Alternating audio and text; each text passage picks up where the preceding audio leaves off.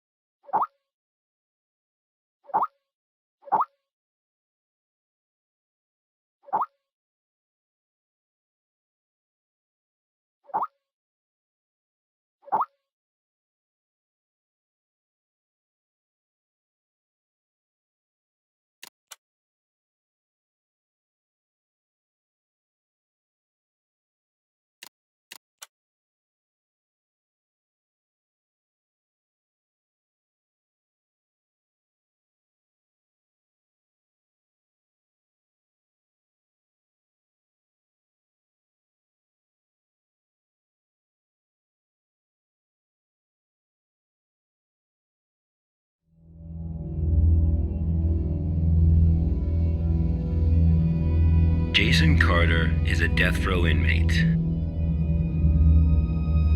In exchange for clemency, he has agreed to work with the SCP Foundation for 30 days. Upon completion of his work, he will be a free man. Jason Carter is now D503.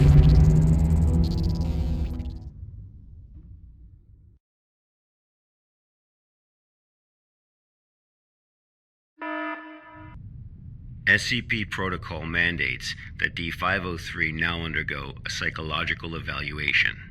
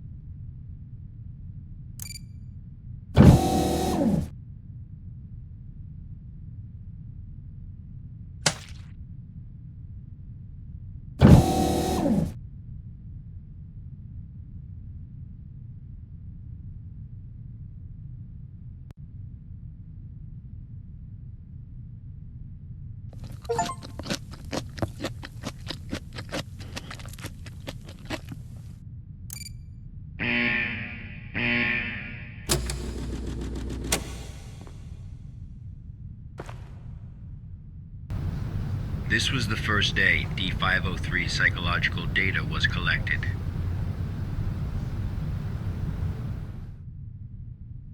You're probably wondering, how can this job earn freedom for a death row inmate?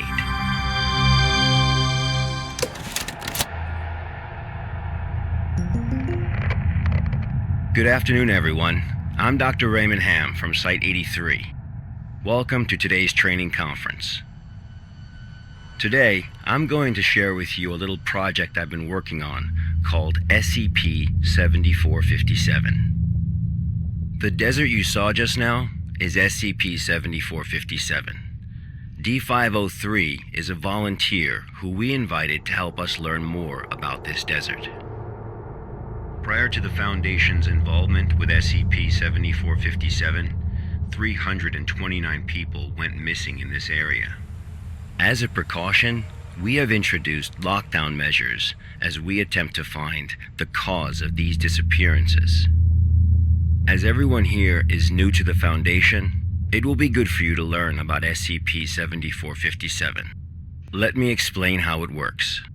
Before we get started, are there any questions? Dr. Hamm, I'm Will Barton, 3rd Special Squad, Site 86. Hello, Will. Before I came here, I thought I had a basic understanding of the Foundation. I've heard of these anomalies, but only in terms of human anomalies. I had no idea that SCP-7457 was a desert. How do we begin to make sense of this? That's a good question, Will. All the unexplained phenomena we are monitoring are being labeled anomalies. Human anomalies, regional anomalies, artifact anomalies, and various other phenomena beyond our control. The work of the Foundation is to isolate these anomalies and prevent the public from, shall we say, experiencing them? Okay, next question. Hello, Dr. Hamm. I'm Mark Harris, a research intern from Site 27. In the video, we saw D503 picking up garbage in the desert. Why did it do that? And what does this have to do with anomalies? Okay, Mark. What I can tell you now is that everything you see is part of SCP-7457. SCP anomalies can be a little difficult to understand at first. Just know that it, or they, have their own rules. Perhaps you'll understand what I mean once we finish watching the video. Okay, let's move on.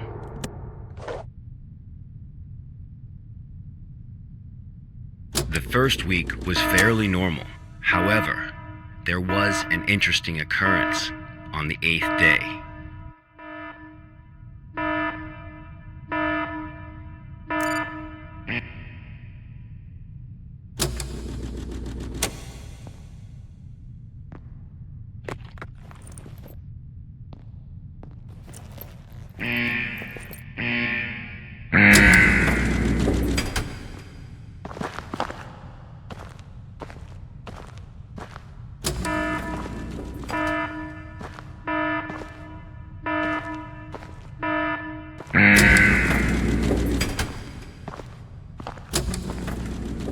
Let's have a look at what happened.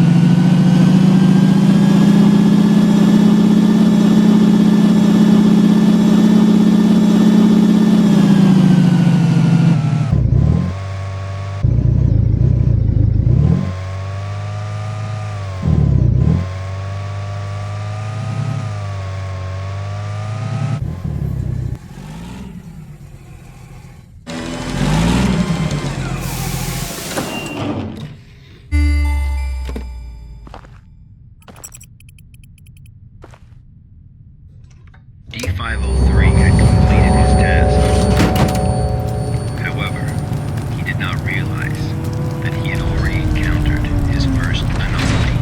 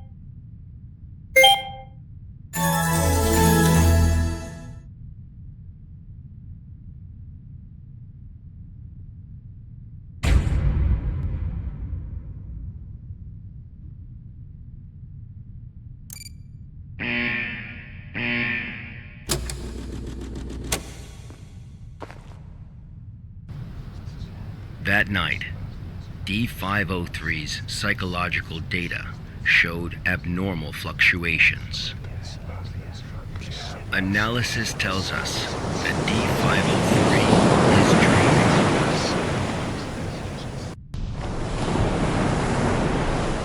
Unfortunately, though, we have no way of knowing what he dreamed of that night.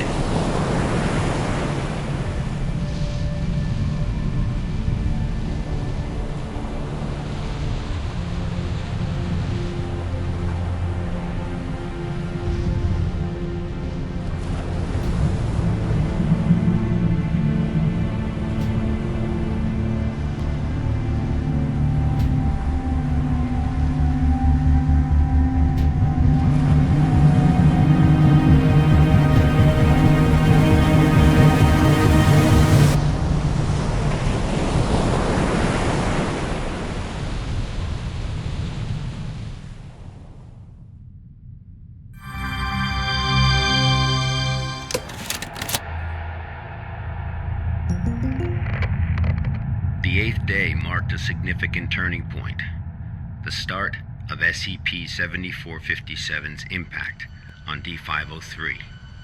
Are there any questions before we go on?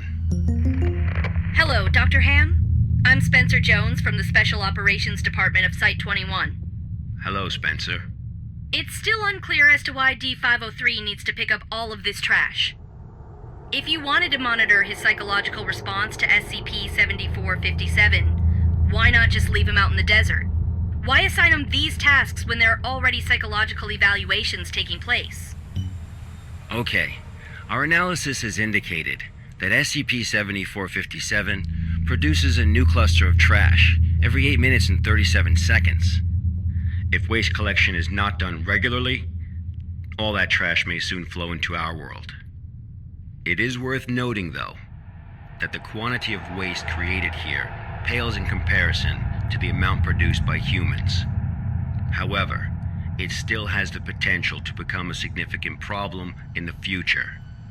By assigning these tasks to D503, we can monitor his reactions while also containing the trash. There is another reason, but we will get to that one later.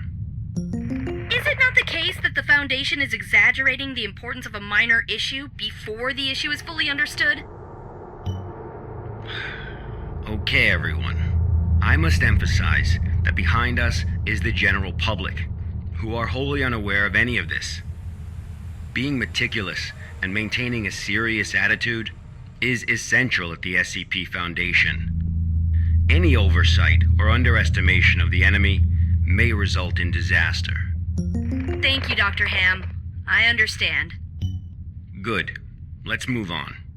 The effects of SCP-7457 on D503 became most obvious on day 15 of the test. Due to the conditions that day, we were only able to track his movements after recovering data from his radar. It was definitely a bad day, perhaps the worst, even for a death row inmate.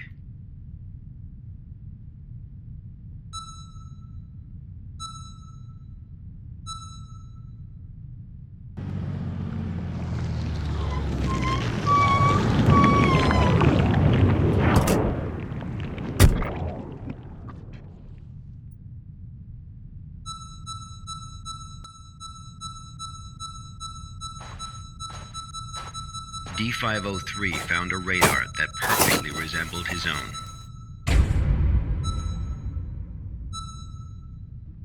However, D503 didn't seem to think much of it.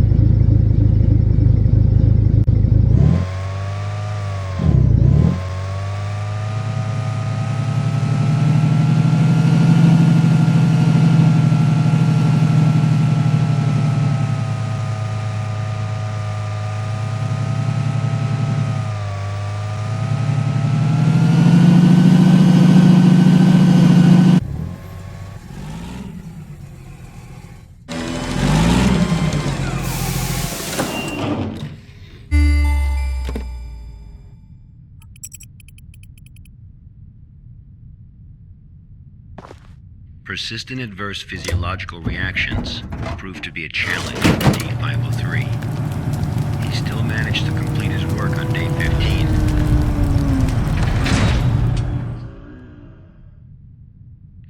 But then he encountered an incident.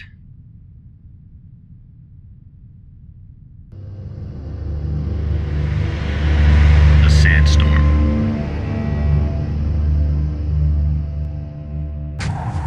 D503 walked in the sandstorm for a long time, but he couldn't seem to find his way back.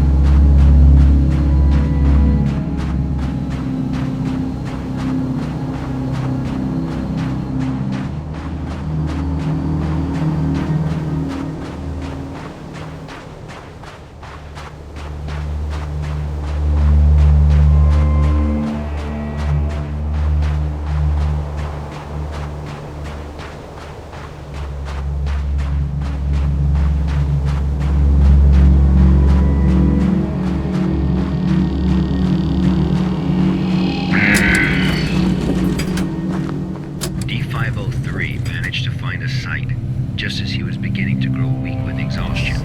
A sight he was not familiar with.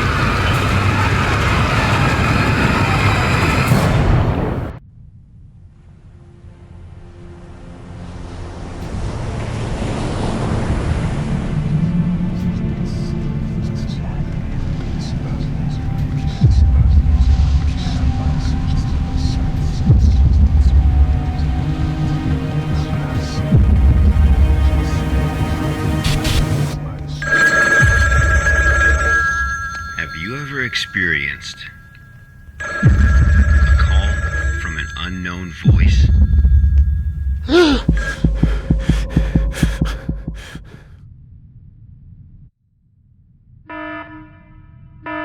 Approximately 13 hours later, a visibly trembling D503 returned to Site 8. We immediately performed a psychological evaluation.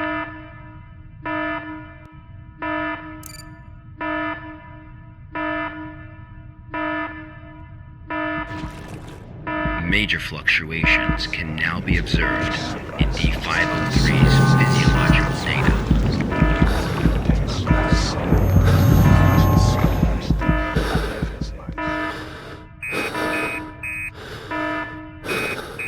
The results of the psychological evaluation were so troubling, we had to abort the mission.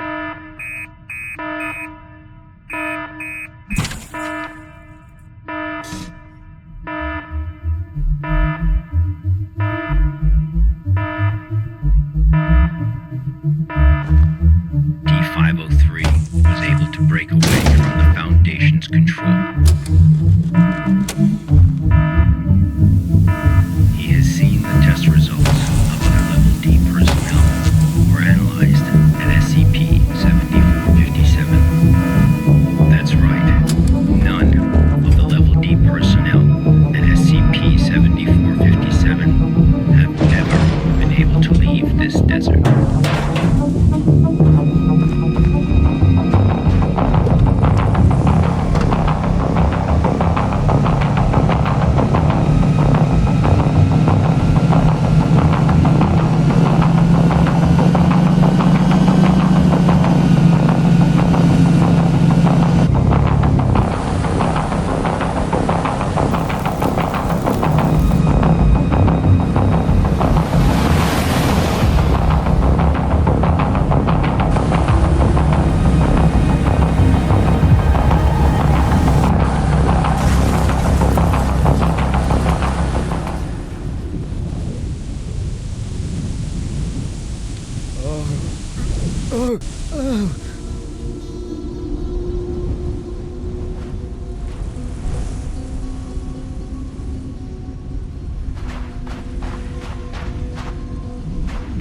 D503 heard the call.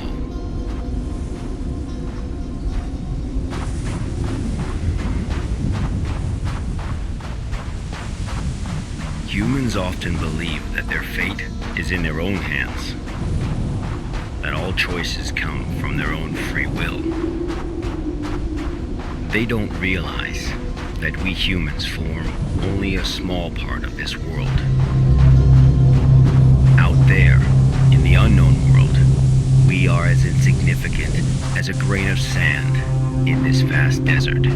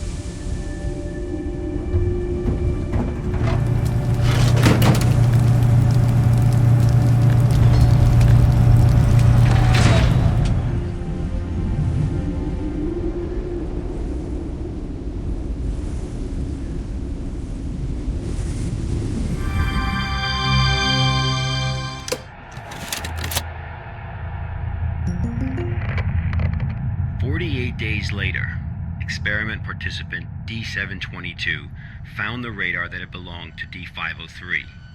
The radar was 31 miles away from the waste treatment facility. All the data we have came from this radar. People entering SCP-7457 will suffer varying degrees of psychological stress within an acute period. It manifests as a range of neurological and mental disorders, as well as severe and unexplained hallucinations. So far, not one participant has left the desert unscathed. The Foundation has tested 31 Level D personnel in an area spanning 2,267 square miles. Our testing continues. When you work for the Foundation, you will face various anomalies. Some can kill you, some may drive you crazy, and some will make you feel that living is worse than death. Let this be very clear. SCP-7457 is just a taste of what you will face in the future. Before joining the Foundation, you were all leaders in your respective fields and industries. Researchers, special forces, FBI agents, national security experts. Well, SCP does not care how smart you are, how accomplished you are. It doesn't matter to them how many doctorates and titles you have. You are no different from helpless ants when confronted with these anomalies. Remember this. It is the most important advice you will receive. Do not take risks. You will die. You are not as special as you think you are. If you encounter an anomaly, put your pride and curiosity aside. Run, because that's the only thing you can do. God won't protect you here. Welcome to the Foundation, rookies. I'm Dr. Raymond Hamm, and this ends the first class of our employee induction program.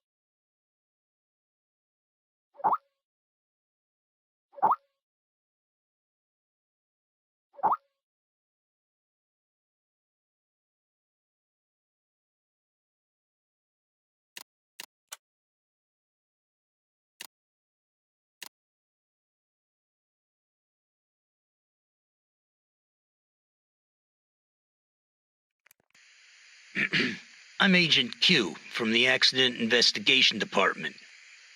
Containment breach occurred at Pony Station, and contact with the Foundation has been lost. Agent Bella Lawrence was given orders to enter Pony Station and retrieve the black box. Following is a transcript of the interview with Bella Lawrence.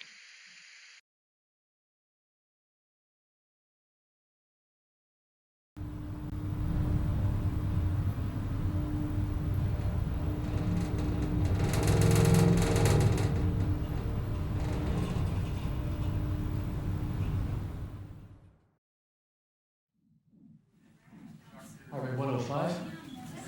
Blood pressure 175 over 110. Experiencing mild convulsions. Administer 5 milligrams of methanol to help control blood pressure. Bella? Bella?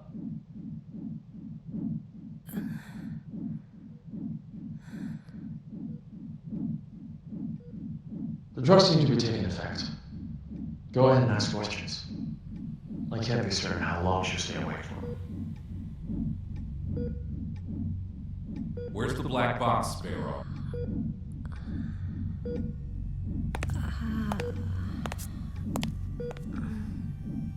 Three days ago, you were tasked with investigating the situation at Site 74, Pony Station. You were assigned to retrieve the black box. Now, out with it. Where is the black box?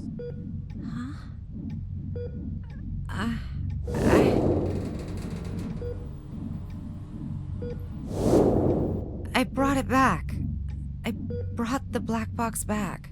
Don't lie to us! You never brought it back! No, that's impossible. I remember. I completed my assigned task. I swear. Shit, my head. All right, here now.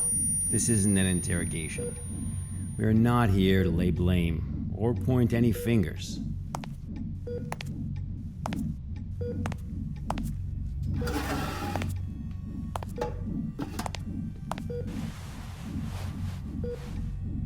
Bella, I'm terribly sorry to have to bother you in such a state, but it is critical that we find that black box. We need to know what happened at Pony Station.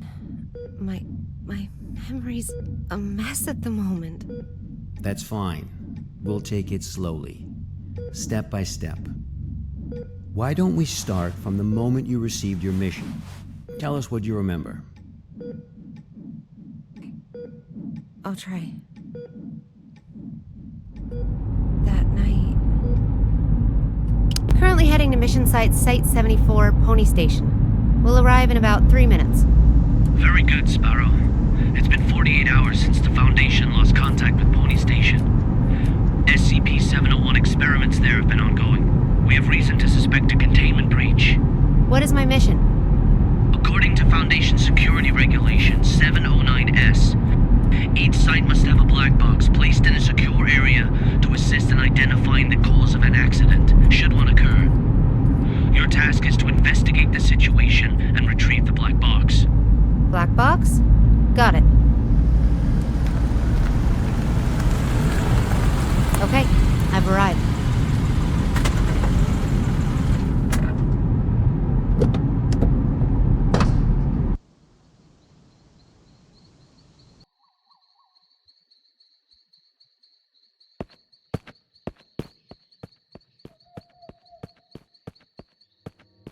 I'm able to observe the mission site from here, but it doesn't seem like one of the Foundation's secure facilities. Pony Station, officially known as Site 74, was originally a hydroelectric power station. After it was abandoned, the Foundation repurposed it as one of their sites. Initially, it was used only to contain a few safe-level anomalies, but recently it's also taken over SCP-701. I don't know all the details. We won't know the truth until you retrieve the black box. Got it. I'll complete the task as instructed and retrieve the black box.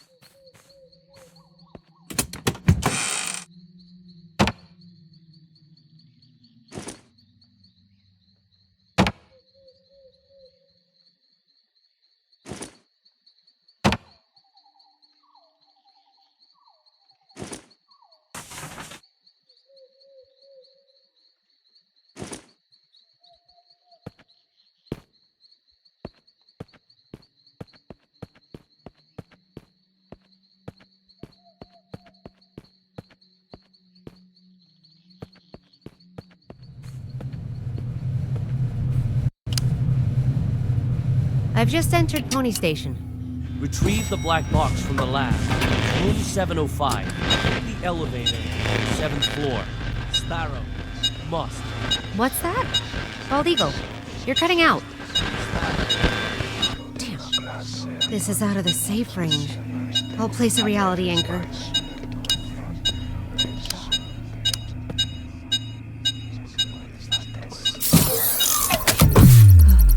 Okay.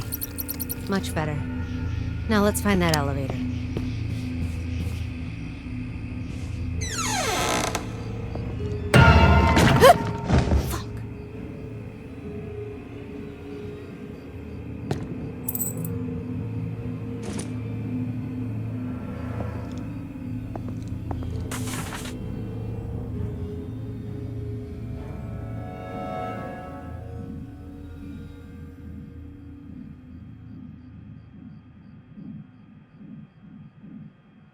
Dr. Tyler Cooper.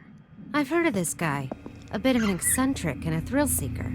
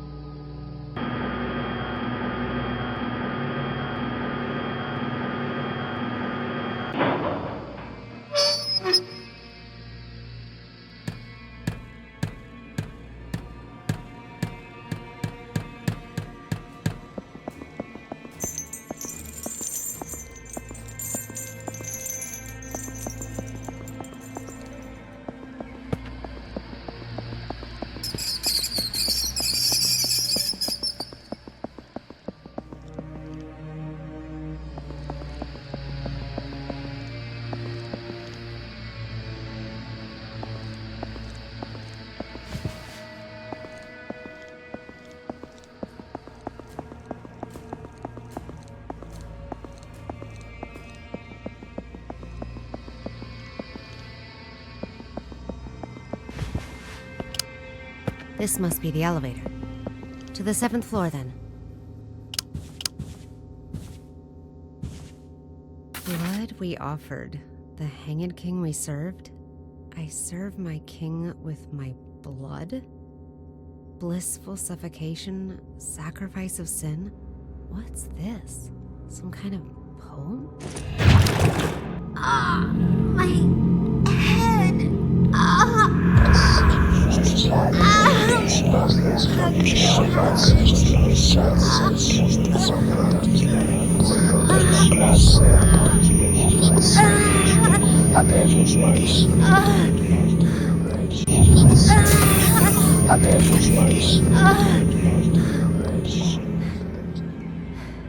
Holy shit.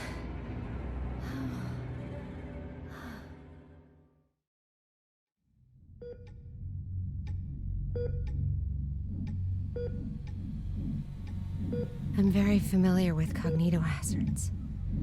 I've been trained to deal with them. But this wasn't anything like that. I couldn't breathe. It was like there was a knot tied around my throat. I was weightless, hanging, gasping. No matter how much I struggled, nothing helped. That does sound terrifying. But perhaps it was just a nightmare, though. No. We wake up from nightmares. Not from this.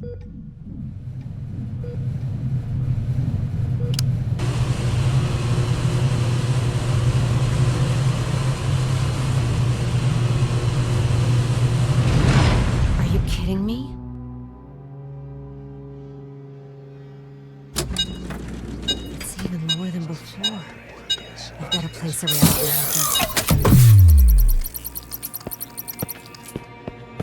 I guess I'm taking the stairs.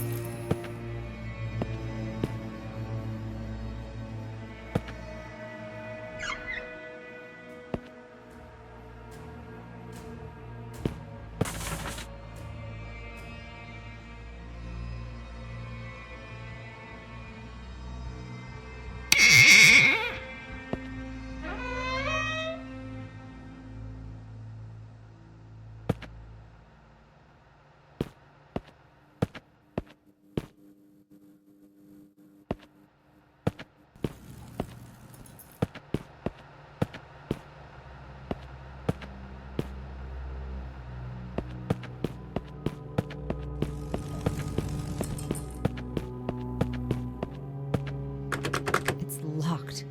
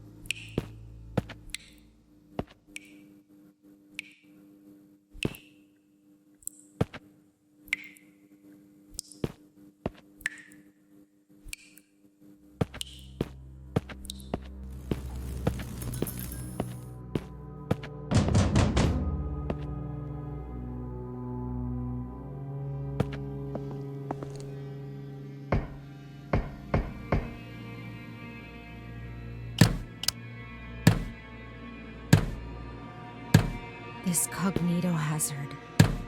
Could it have something to do with SCP-701? The situation here is much more serious than I expected.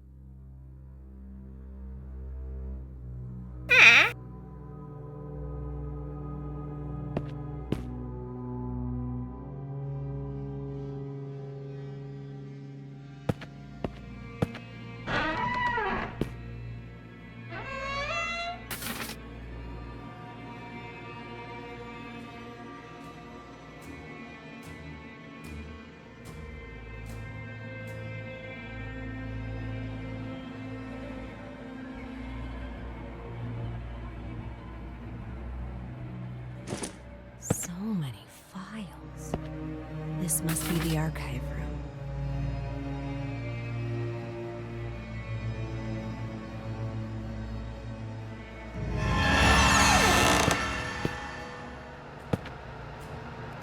It's all very unusual these days. Many people have come to the site, but they haven't registered with the authorities. I've heard that Cooper and his team are rehearsing a script into a play, and that all participants are required to record their daily status. my experiment has to be put on hold because there's no one left to work on it. It's not right. I'll write an email to the minister and inform him of the malpractice going on here. Who's there?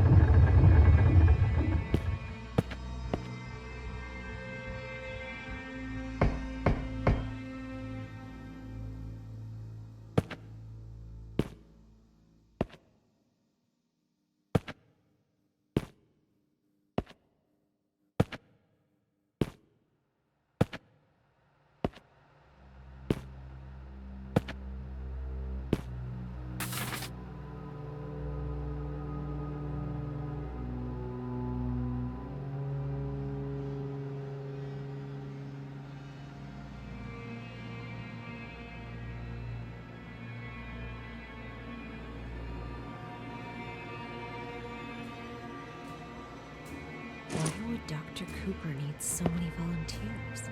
And what on earth is this SCP-701?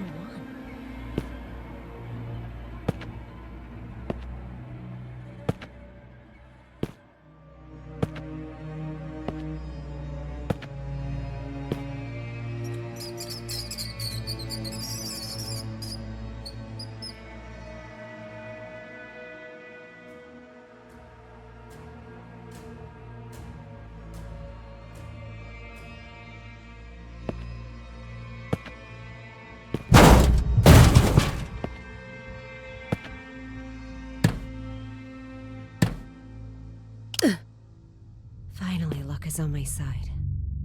This ought to get me to the 7th floor.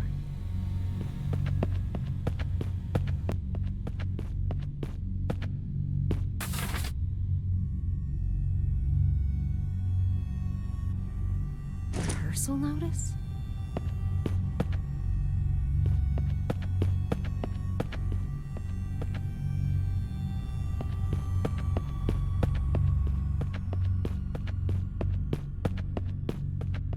What's going on here? 4th floor again?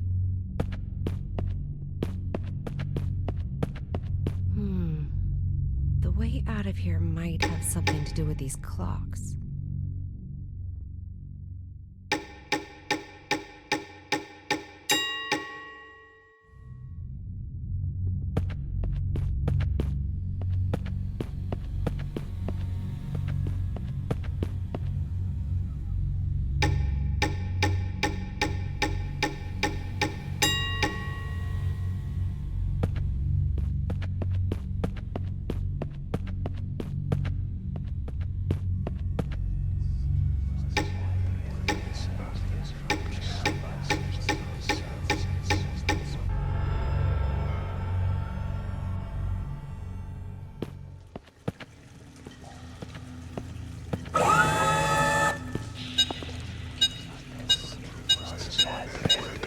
I've never seen such a long valley before.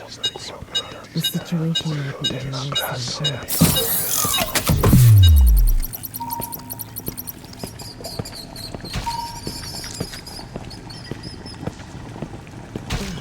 What is that smell? When was the last time they cleaned this place?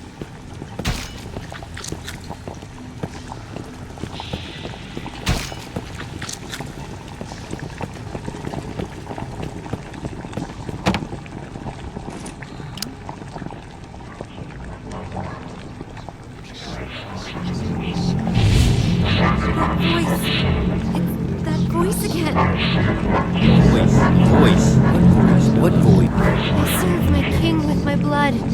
Blissful suffocation should Tell us what it's saying. sacrifice of sin. No! Bella, are you feeling better now?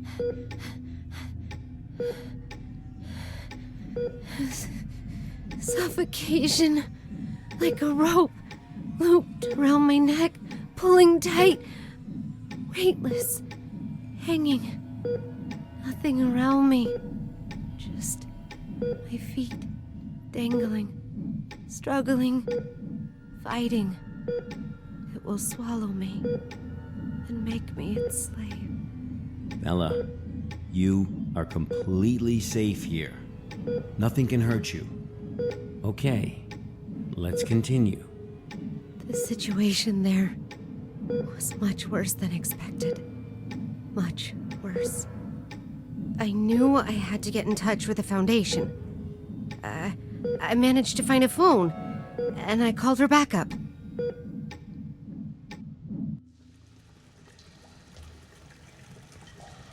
This is Sparrow, 09868, for Bald Eagle. I'm at Pony Station on the 7th floor. The situation here is much worse than expected. I need backup. Bella, are you sure this is actually what happened? What do you mean? Yes, of course I'm sure. Come on, Bella. Try and focus. What are you talking about? Bella, you never made that phone call. Of course What? Pony Station was completely cut off. There was no contact with the outside world whatsoever. A phone call? That would have been impossible. No, but I saw... What did you see, Bella? Tell us what you saw.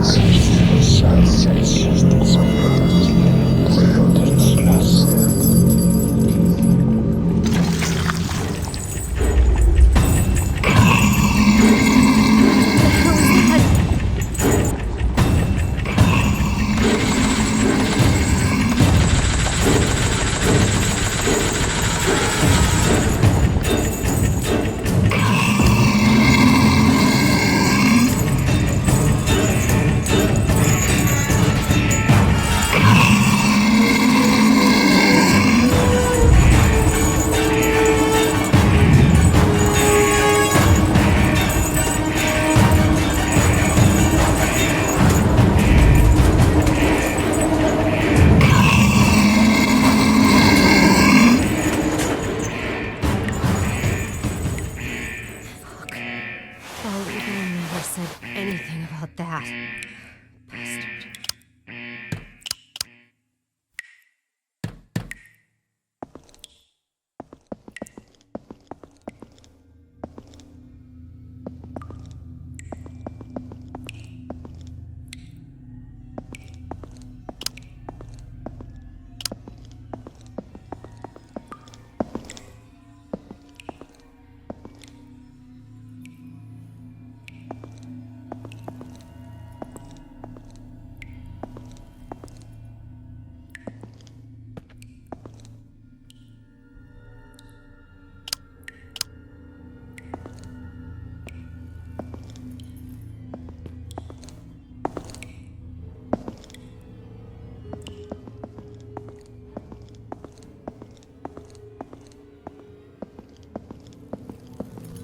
Looks like something bad happened here.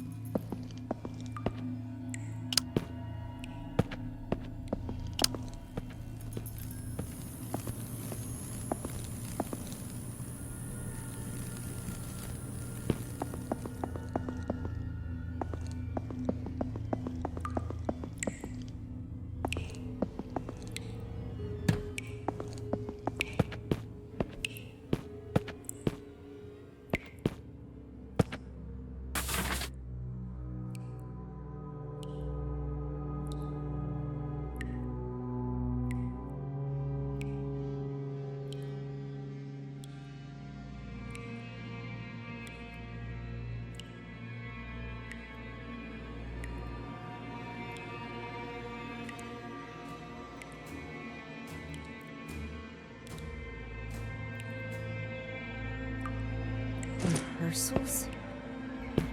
Play? What is up with this SCP experiment?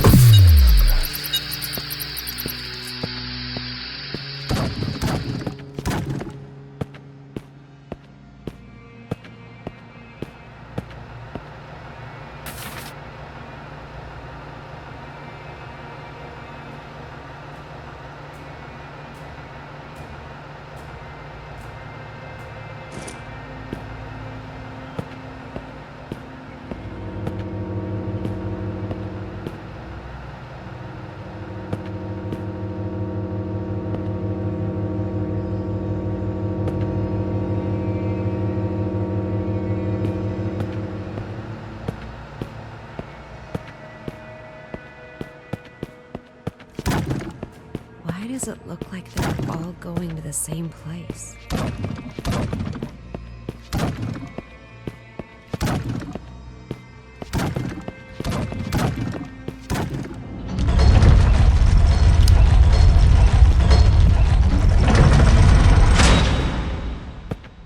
The black box.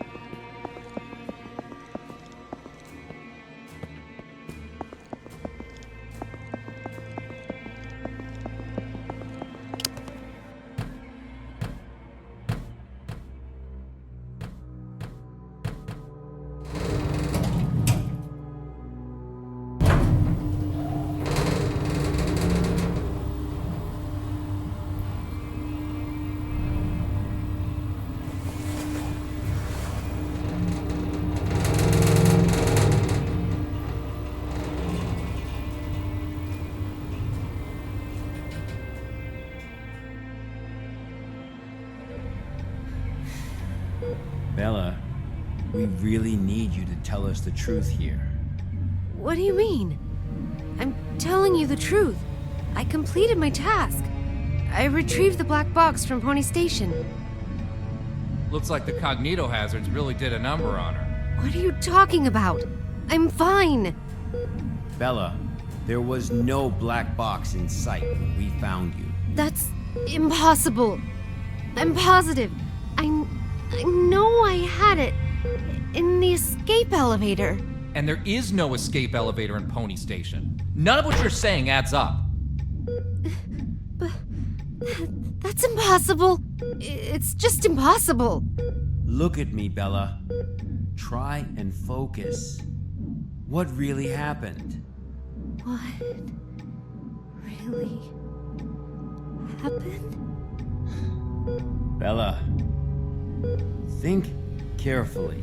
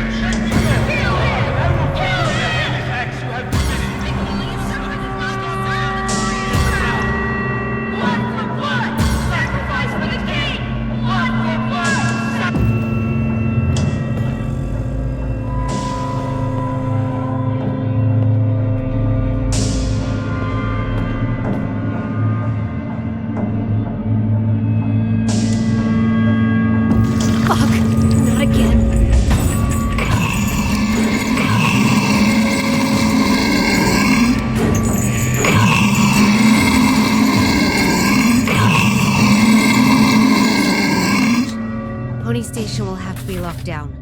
That much is for certain.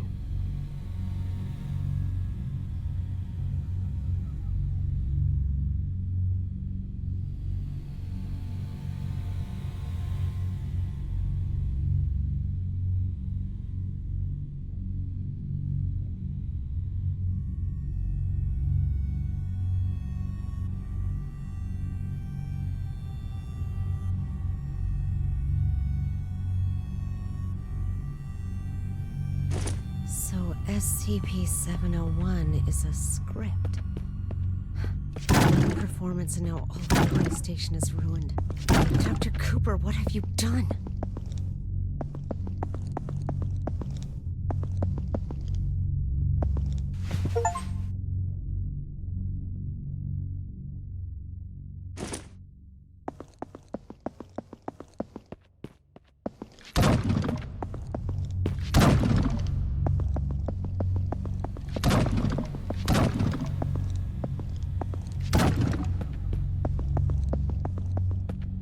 It's those mannequins again. Where are they heading? But where have all those volunteers gone?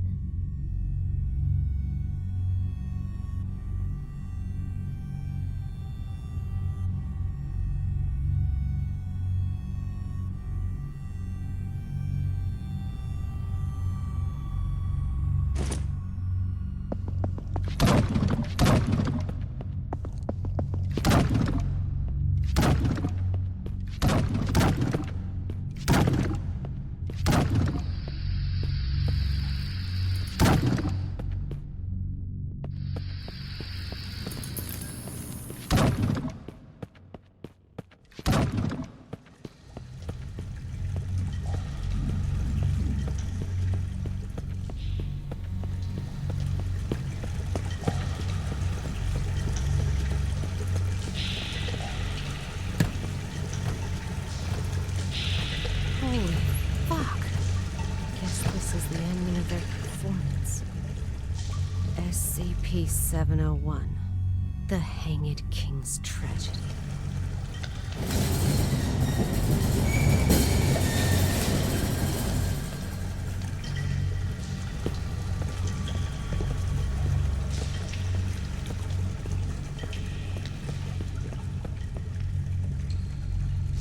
I serve my king. Who's there? With my blood.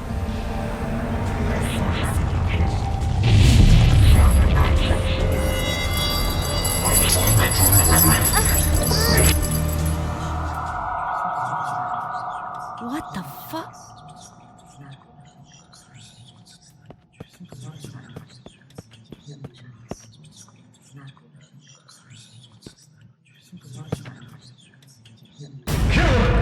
Sacrifice his head and seek redemption with his blood! Kill him!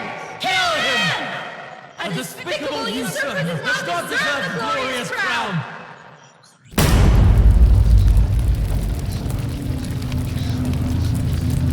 What is going on? It's the goddamn cognito hazard again. I need to leave right now.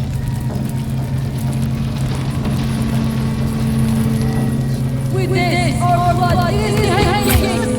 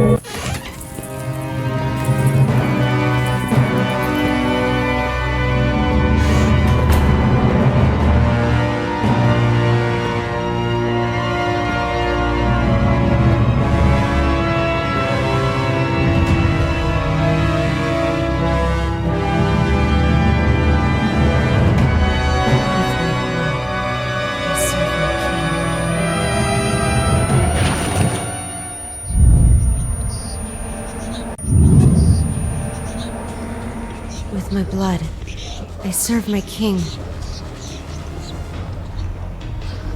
With my blood, I serve my king. With my blood, I serve my king. With my blood, I serve my king. With my blood, I serve my king.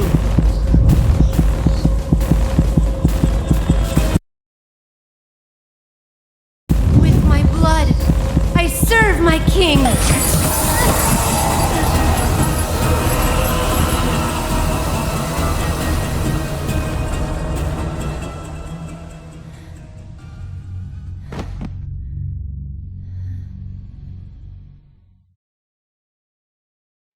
Her condition is unstable. I've just injected her with a sedative, but you'll need to let her rest for a while. Thanks, Doctor. Well, let's go then. What? We haven't found the black box yet. You still don't get it, do you? Get what? What do you mean? A black box is merely a vehicle for recording the truth. But a black box isn't always a black box. You mean... That's right. She is now the black box. Got time for a cold one? Because our work here is done.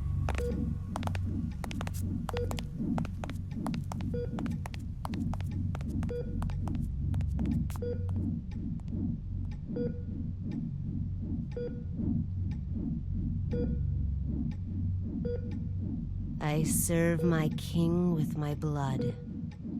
Blissful suffocation. Sacrifice of sin.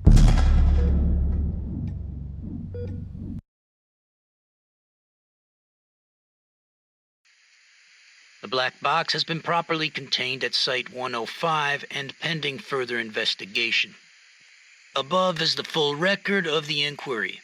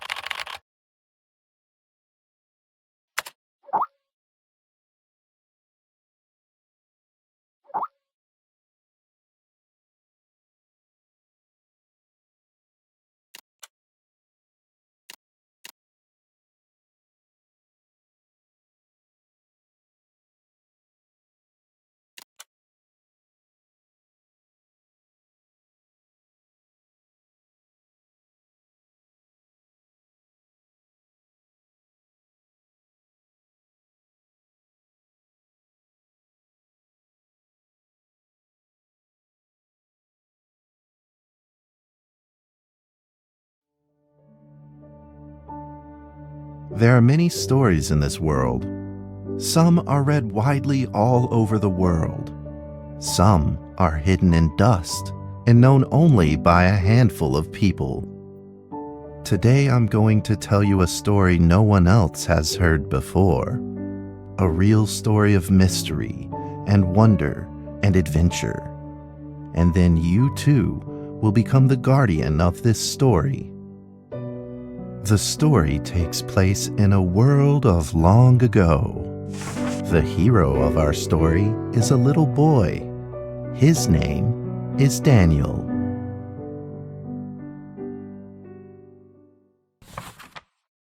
One day, out of nowhere, Daniel got a serious case of chickenpox. It made him look like a strawberry. To make sure he didn't spread it to others, Mrs. Page, the principal, had him isolate in an attic. And so, in the attic he lived, all on his own. Mr. Daniel, while up here in this attic, you'll have plenty of time to practice your penny whistle. I hope you'll practice well and prepare for next month's art festival. But Mrs. Page, the melody is so difficult. Don't give up, boy. You don't give up before you fight.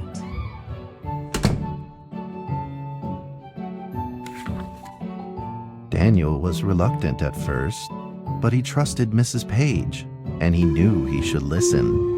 And so he practiced the penny whistle.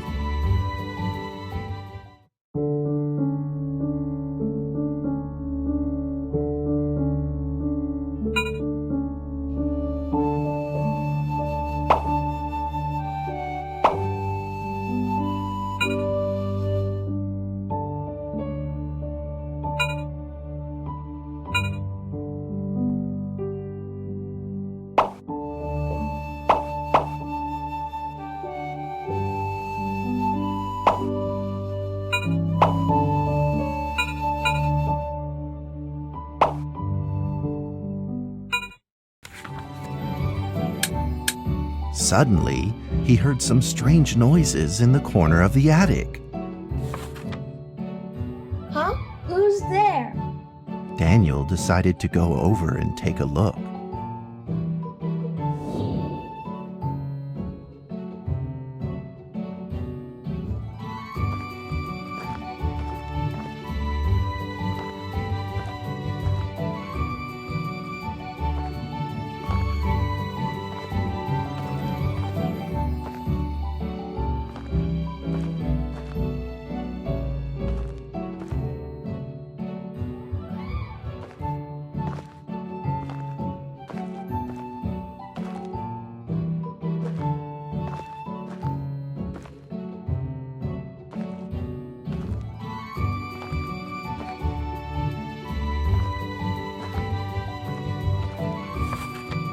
It was a mousetrap, and there was a red origami paper dragon inside of it. Daniel carefully removed it. It was marvelous and beautiful. The only problem was part of its wing was damaged. But Daniel found a way to repair it.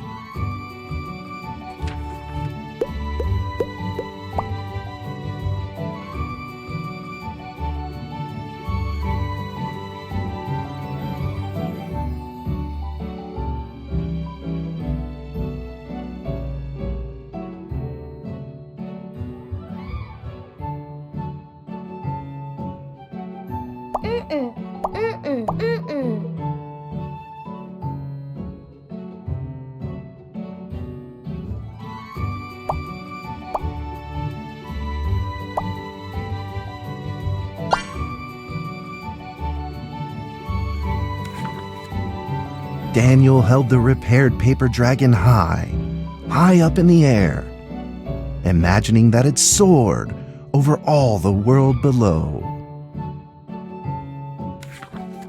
He played and played with the paper dragon.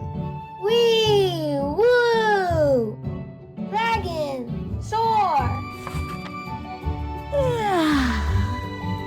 In the warm afternoon sun, Daniel had to fight his eyelids just to keep them open.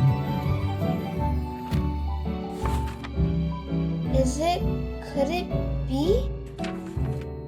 Or is this all just a dream?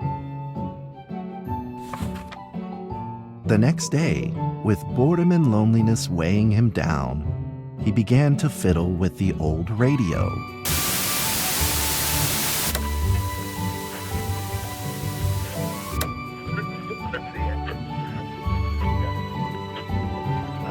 Our town is located in the plains, where earthquakes are not particularly common. Although there are 17 fault zones around us, they are all inactive.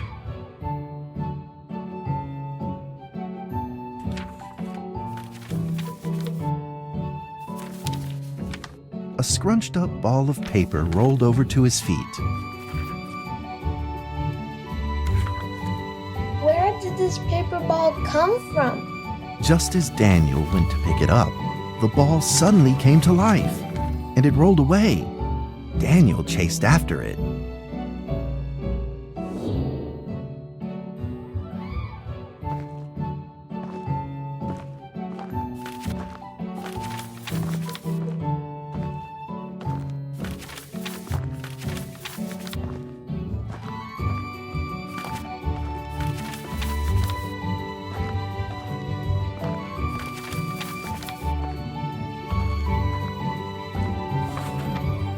Just as he was about to seize the rolling paper ball, suddenly, terrible sparks erupted from it.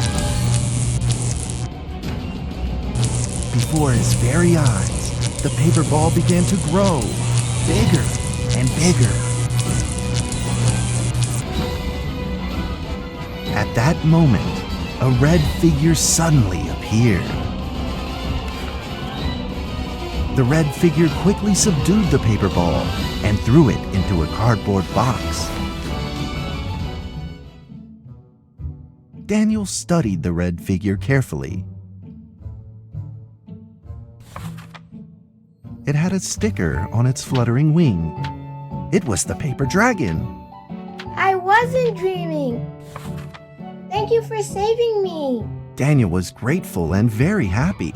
He walked closer to the paper dragon, but the paper dragon seemed timid and afraid and backed away. Just then, Daniel had an idea. He took out his penny whistle and slowly played a tune.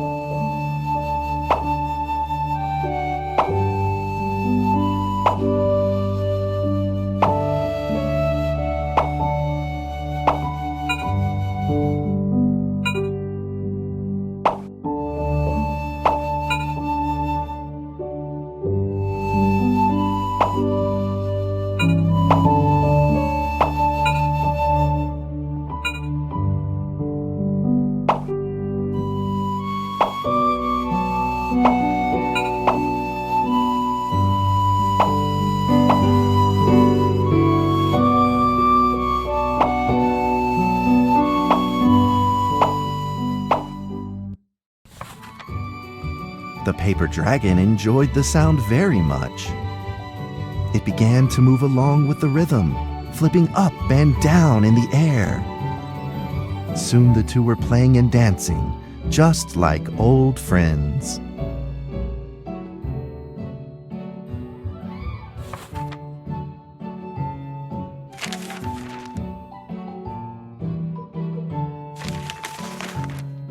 The paper dragon traced out a beautiful arc in the air, communicating with Daniel in a unique way.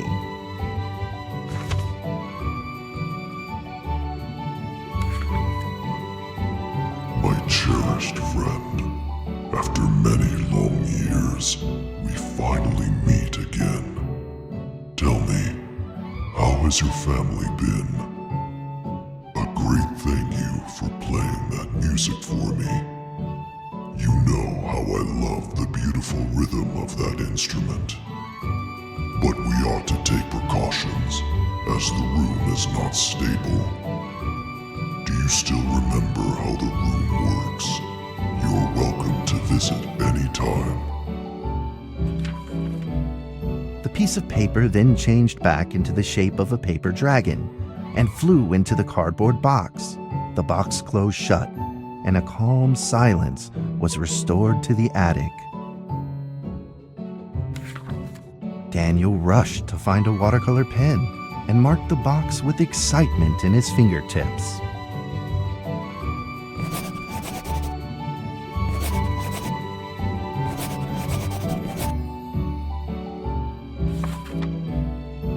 Over the next few days, the paper dragon came out often to play with Daniel. During this time, Daniel introduced many of his friends to the paper dragon.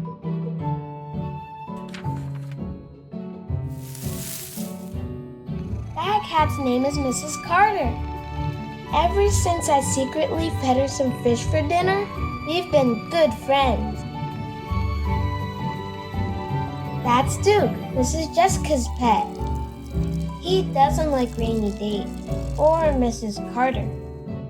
Only smoked sausages for his taste. And now, we are friends too. My name is Daniel. What's your name? The paper dragon flapped its wings, as if it didn't understand him.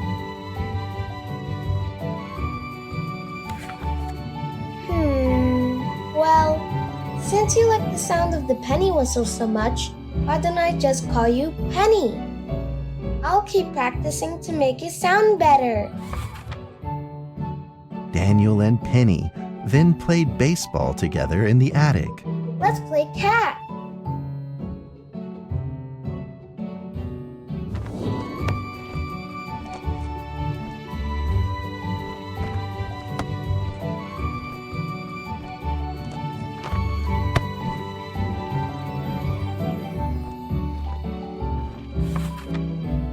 But just as they were in the middle of enjoying themselves, a violent shaking suddenly rose from the ground.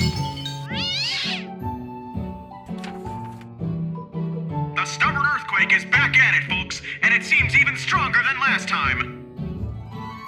At this moment, the box suddenly shot open, and thick clouds of smoke billowed out, followed by several paper balls.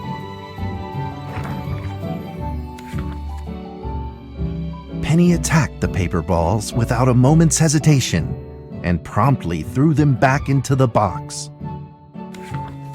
Penny then flew around in front of Daniel and rushed right back into the box. As the box closed, the earthquake stopped. Facing a friend's farewell without a formal goodbye, Daniel felt confused and lost. He moved the box to the center of the attic. Facing it, he practiced his penny whistle, day in and day out.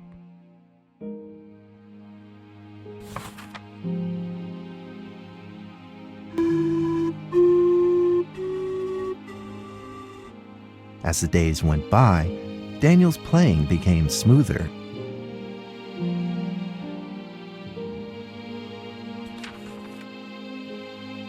One day, the box suddenly began to move. Huh? 1, 2, 3, 4. This time there were 4 paper dragons. But they weren't alone. Enemies began to jump out of the box too. Earthquake! Another earthquake! This time it's reached a magnitude of 5.8! In that small attic, the 4 paper dragons fought fiercely against the paper balls. This time, the paper balls used new tactics. They clumped together into a single monstrous ball of paper. It began to shoot strong bursts of electric sparks at the paper dragons as they flew through the air. As they were hit, the paper dragons fell from the air, one after the other.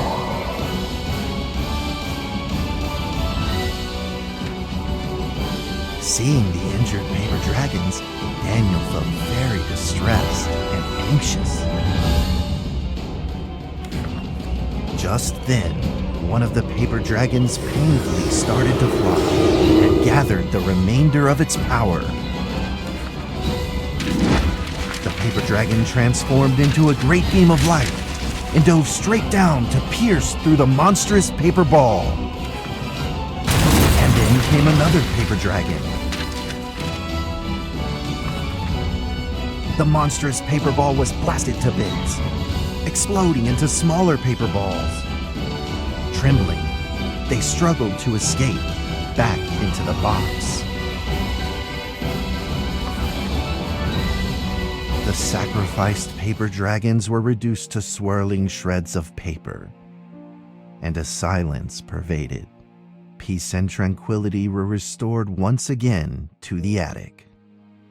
Daniel saw the remaining 2 paper dragons lying on the floor, badly wounded. He rushed to grab some stickers and treated them at once.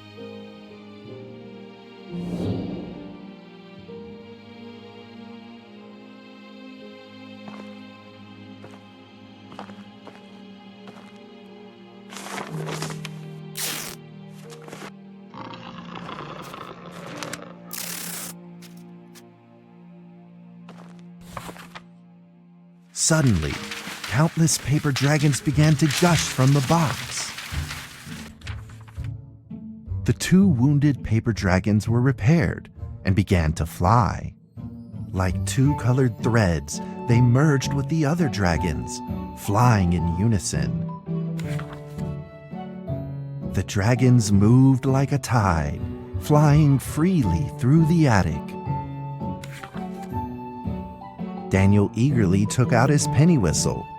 He showed all his paper dragon friends the results of his hard work and practice.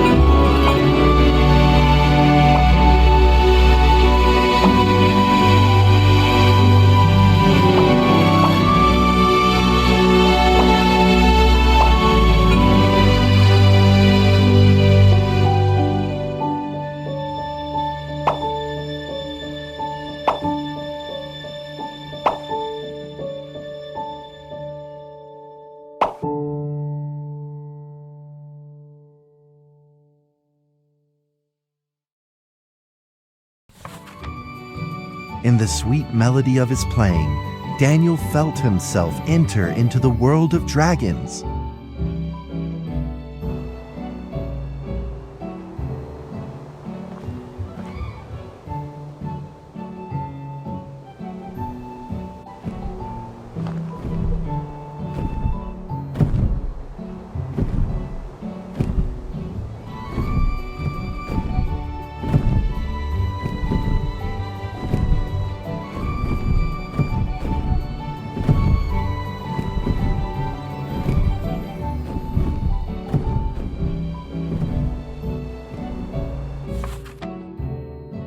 The paper dragons merged into a long letter and floated down towards Daniel to tell their story.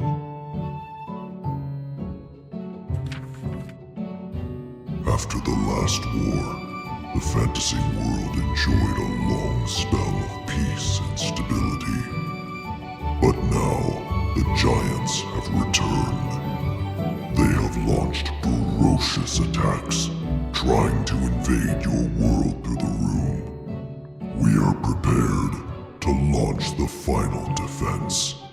Then we will have to destroy your room, for it is the last remaining entryway into your world. Please believe this farewell will only be temporary. We will not be apart forever, and we will never forget our eternal mission of protecting you. At that moment, the paper dragons flew back into the box. Daniel still couldn't fully understand what the paper dragons had meant, but he had a vague feeling in his heart that he may never see his new friends again. A few days later, Daniel's chickenpox had fully recovered. He could now play the penny whistle very, very well. But the paper dragons never returned.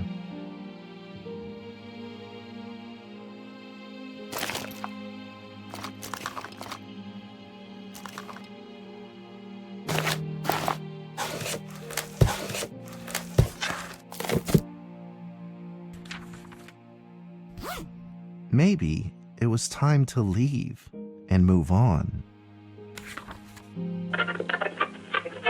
Earthquake warning! Magnitude 6.2!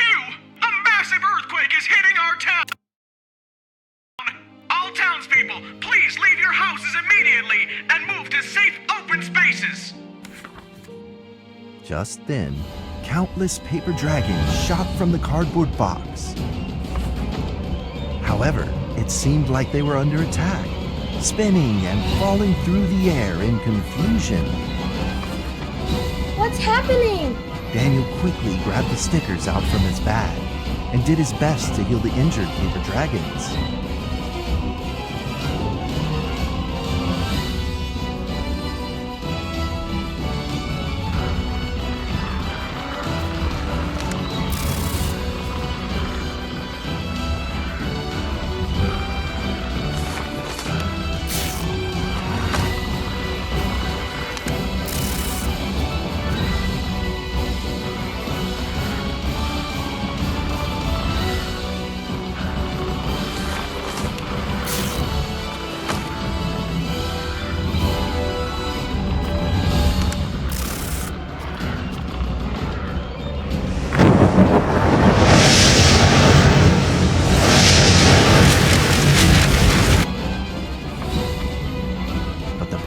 Swarmed together and pushed Daniel away, subduing him firmly in the corner. He couldn't move. Suddenly, ominous clouds rose from the box, and a violent lightning flashed through the room. The figure of a giant slowly emerged from the thick clouds, and the entire attic became overwhelmed with its evil aura.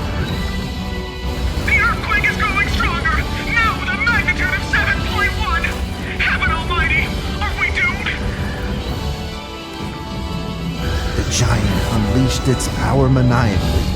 The paper dragons struggled against it, with no means of fighting back.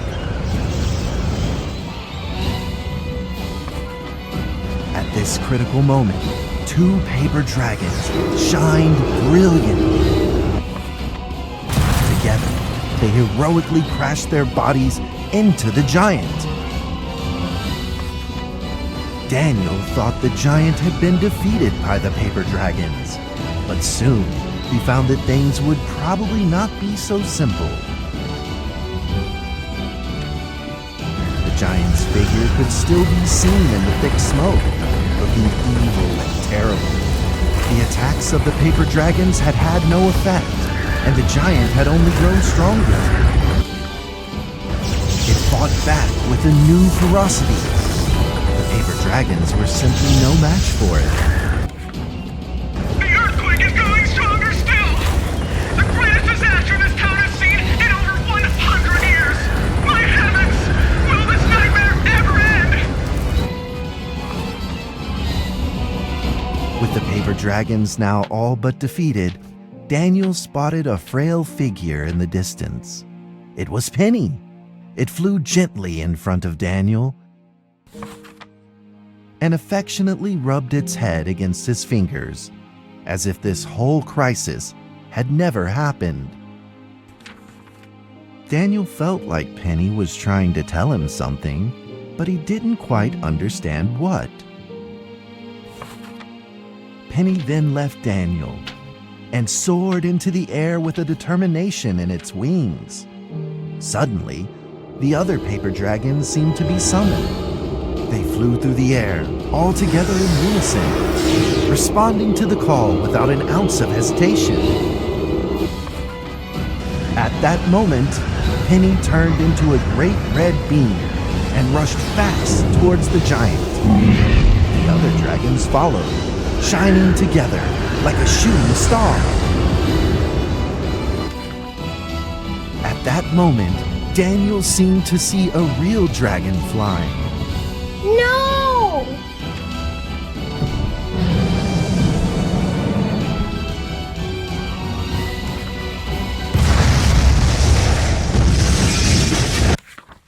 The huge explosion from the impact drowned out everything else in the attic. The attic rained down with countless pieces of paper, the leftover scraps of the paper dragons. Daniel wanted to collect all of the pieces. He thought he could still fix them.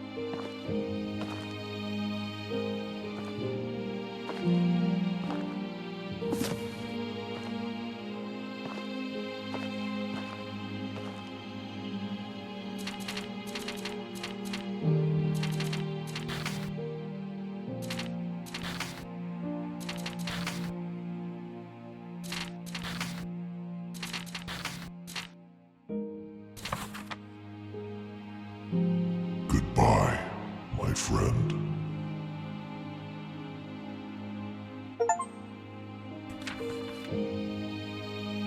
The nightmare is over. The earthquake has stopped.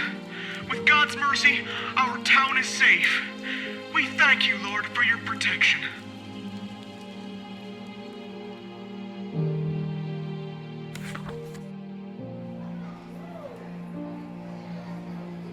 A few days later, the art festival was held as scheduled.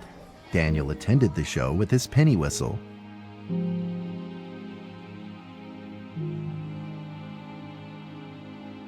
And now, Daniel Trevor will perform a penny whistle solo of a song titled Fly With Me.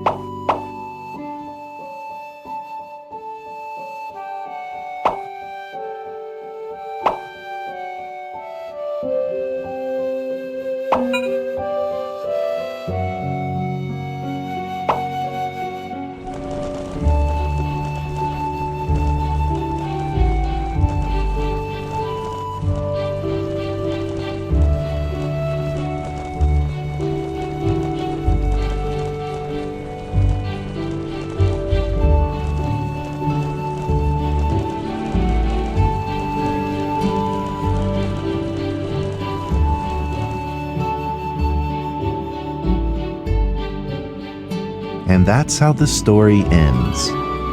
Now, you might be wondering, what happened next? Are there still paper dragons in the world? Well, that's a difficult question to answer. But I believe that they are still protecting us somewhere in this world, just like they promised they would, forever, into eternity.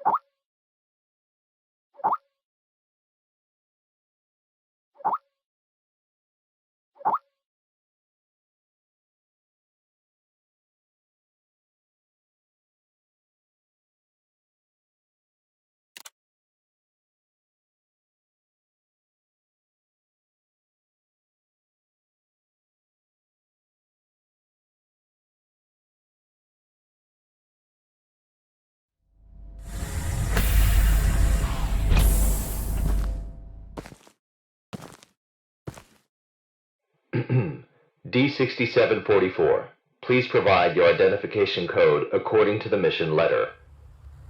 4 and 20 blackbirds. Tell me, Doc, when was the last time this rag on my head was washed?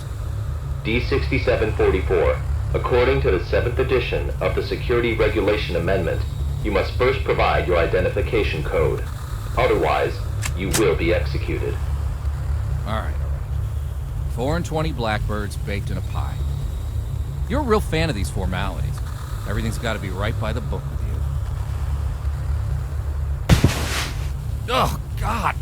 Fuck. Mike Donald, consciousness intrusion expert, former leader of MTF UP2, codename Spider. Now, Level D personnel, number 6744. Enough with these damn formalities. Just what the hell you want me to do? D6744, do you know about the Witch Plan? I've heard the name, that's all. The plan is under the direct command of O5. Every last detail of the plan is protected by the strictest confidential terms. So what? D6744, what you're about to witness is top secret information of the Foundation. The hell is going on? A few hours ago, something went wrong with the Witch Plan experiment. The energy of the human anomaly, SCP-239, is out of control and has begun diffusing outward, disintegrating everything it touches. You guys seriously never cease to amaze me. SCP-239 is now a ticking time bomb. She could go off at any moment. D6744, I need you to enter the consciousness of SCP-239 to stop this bomb from exploding. The neural key is fully charged and ready to enter the target consciousness space. Begin the program. Consciousness begins to link. Start D6744, we don't have much time left. 3, 2, and size.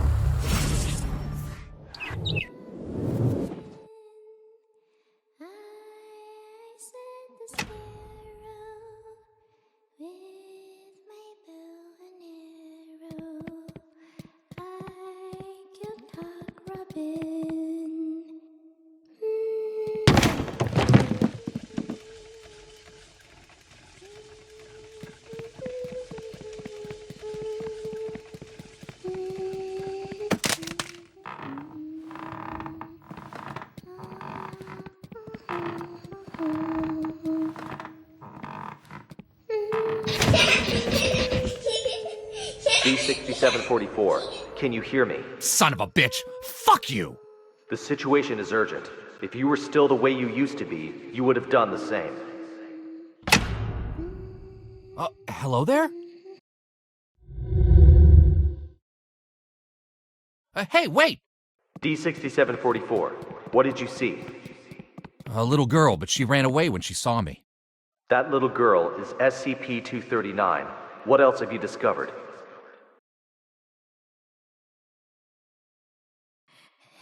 Sorry. I'm sorry. Help me. The girl's consciousness is severely damaged. That probably explains her total loss of energy control. Then how should we proceed?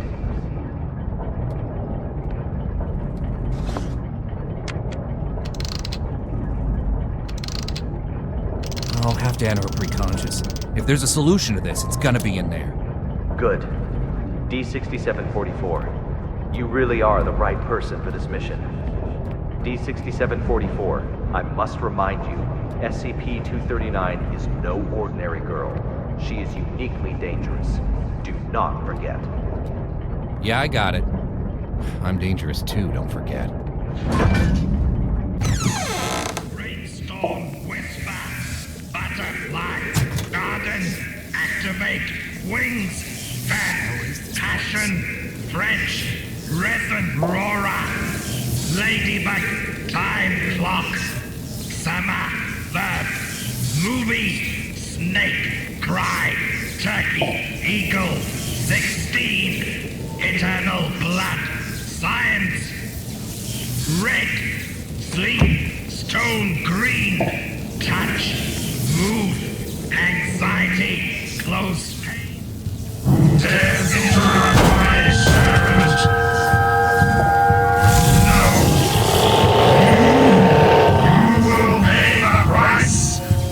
Holy mother of...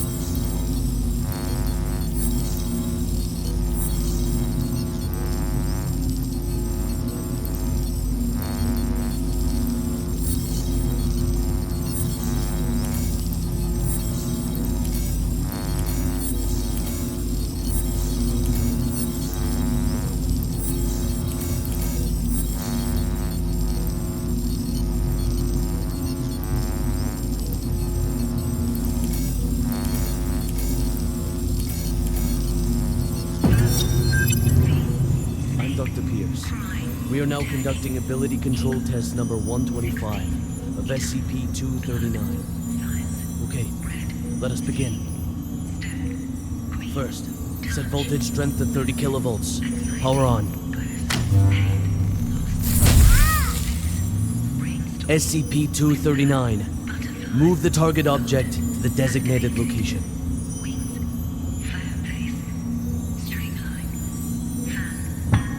Ability control test number 125 has failed. The voltage intensity must be insufficient.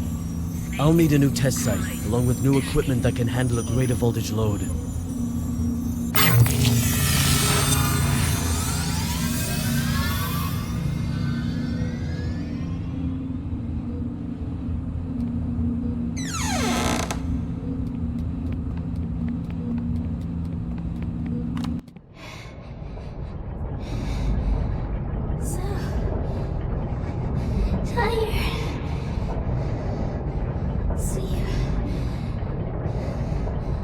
Let me sleep.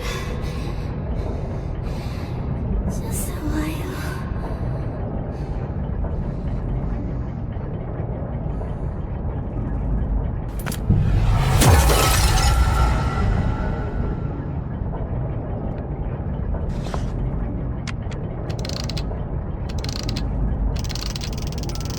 Bird's Nest calling D6744. Do you copy? Copy. The energy of SCP-239 is still diffusing outward. What's your situation? Situation's more complicated than I thought. I'm gonna need more time. Be quick about it. I got it. Quit rushing me.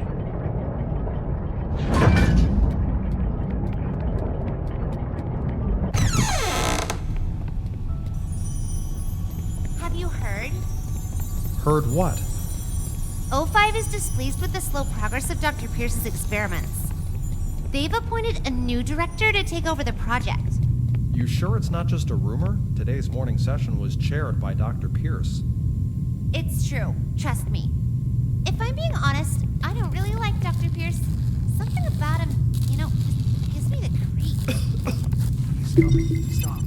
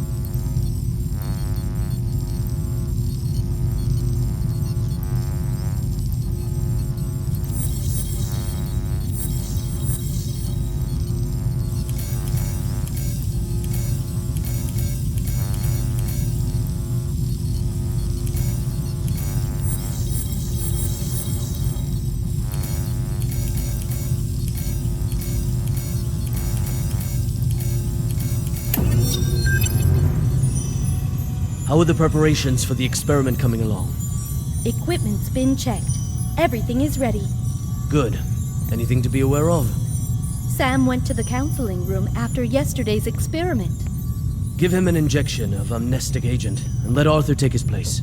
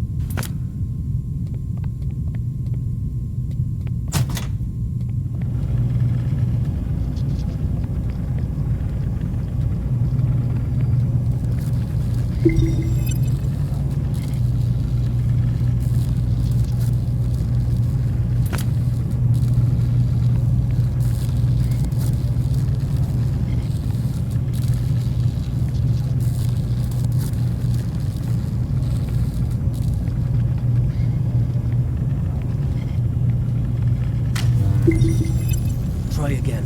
Set voltage strength to 250 kilovolts. Dr. Pierce, the heart rate of SCP-239 has now exceeded 160. Her physiological indicators are quickly approaching their limit. Perhaps we should consider pausing for a while. Continue. Pressurize. Set to 250 kilovolts. Go. Now. SCP-239. Pay close attention to my instructions. Crush that car in front of you.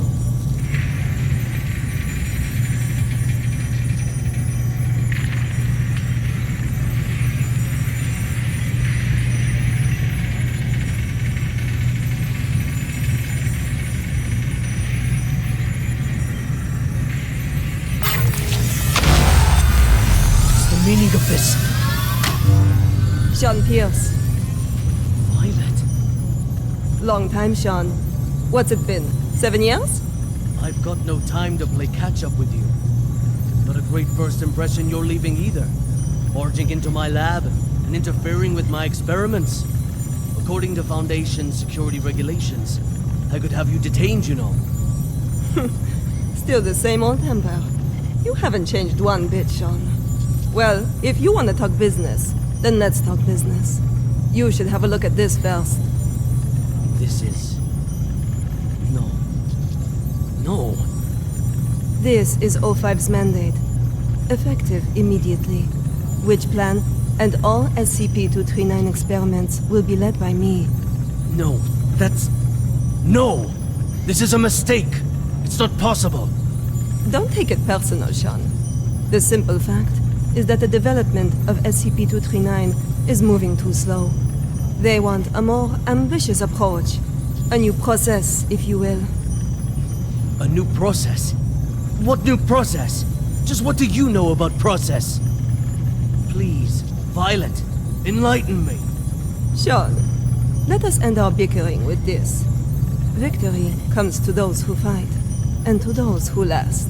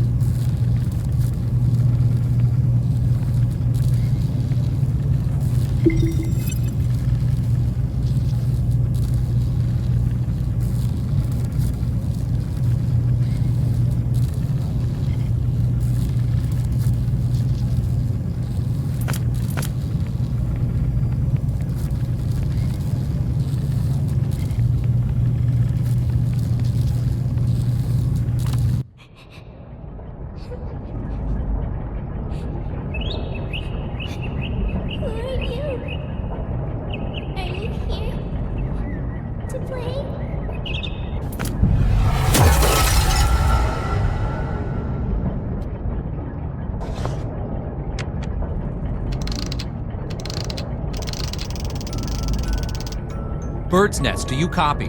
Copy, loud and clear. Just what exactly is Witch Plan? That's not your concern.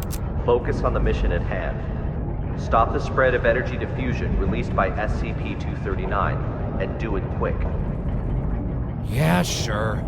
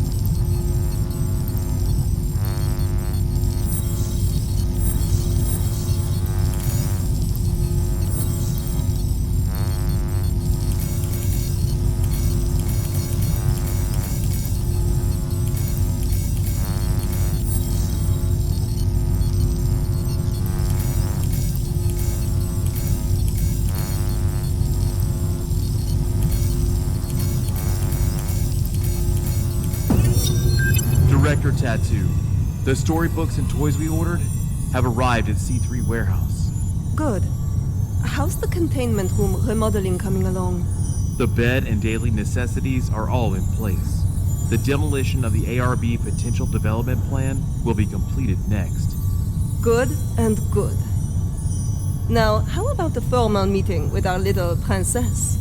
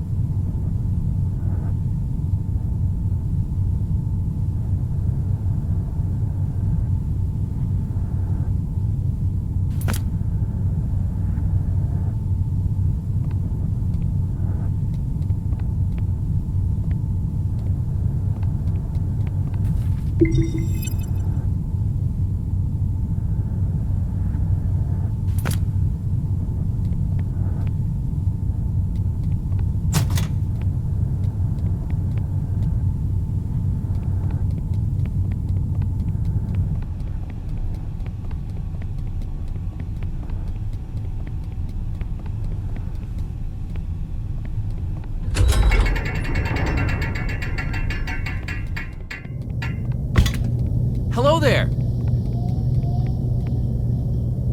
Hold on a second. I'm not gonna hurt you. God damn it. Hello there, child. Are you having nightmares? Monsters. Monsters. Scared. Scared. When you feel scared, just close your eyes. Imagine something beautiful, and those terrible things will disappear. Who are you? My name is Violet Tattoo. You can just call me Violet. I will take care of you from now on. No one will hurt you ever again.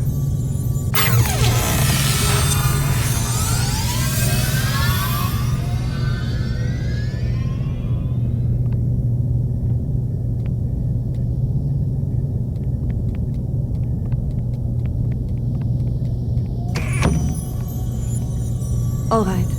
That's it for today's bedtime story. We'll have a little test tomorrow. You need your rest. Afraid. Sleep. Nightmares. SCP-239, are you afraid of having nightmares again? Yes. Afraid.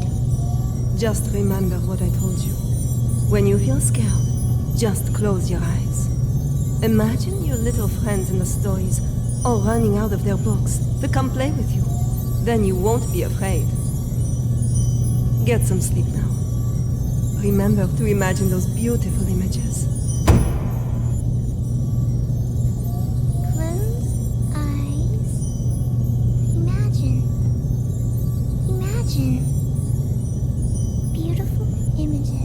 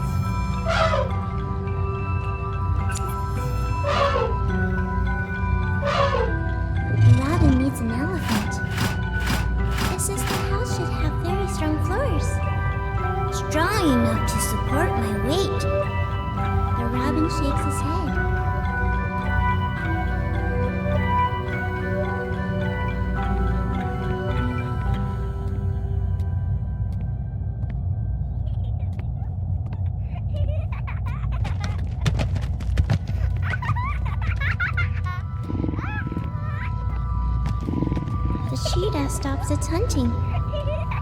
It pulls back and whispers, "There should be beautiful spotted curtains to block out the harsh sun."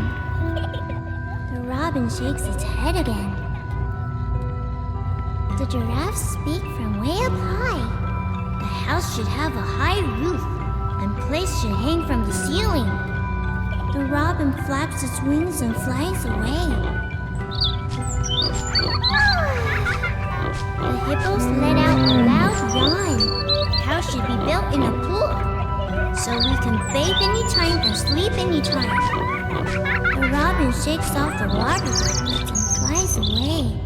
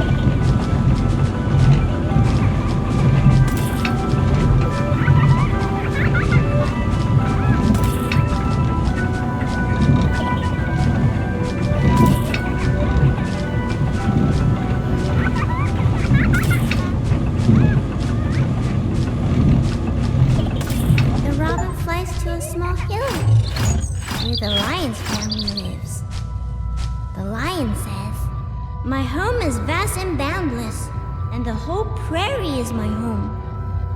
The robin shakes its head and flies away.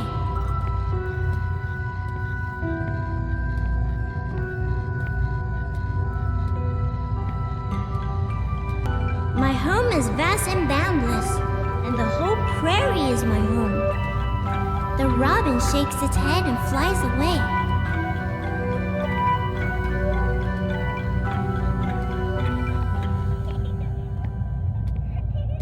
It flies and flies, and finally it lands on the back of a rhinoceros.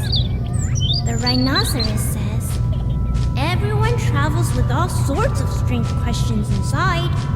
But after traveling far and long enough, the answer that everyone finds is that the truth is not far, for it lays within our very hearts. Robin, what kind of home do you want? The robin says the home I want is... SCP-239, what are you doing? What's going on here? What's happening? SCP-239, we have to work and rest according to plan. But Alex, clear up the mess. At once, Director. SCP-239, this is all for your own good. You must be obedient and complete tomorrow's test. After that, I'll give you a gift. A gift? All right. Back to sleep now, SCP-239.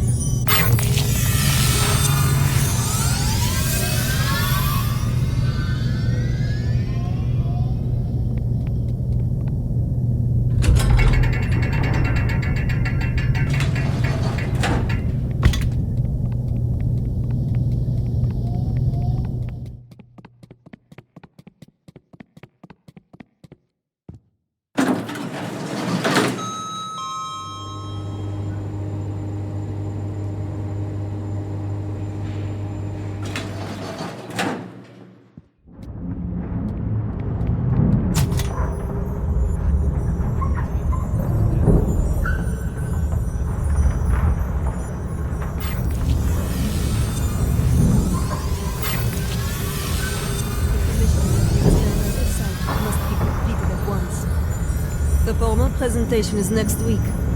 I'll see to it, Director.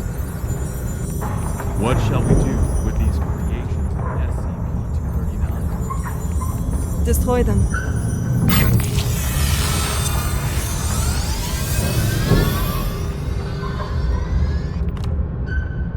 A gift for me. Happy!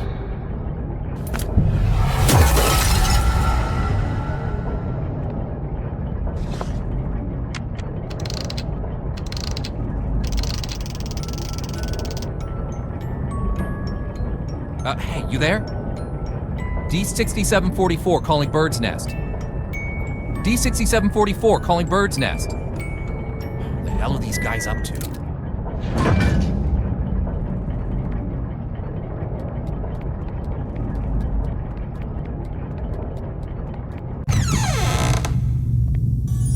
Director Tattoo, the experimental site has been fully prepared.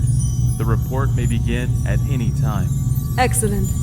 If today's experiment goes smoothly, I will have full control over which plan. Go, check again to be sure that everything is in place. There can be no omissions. At once, Director.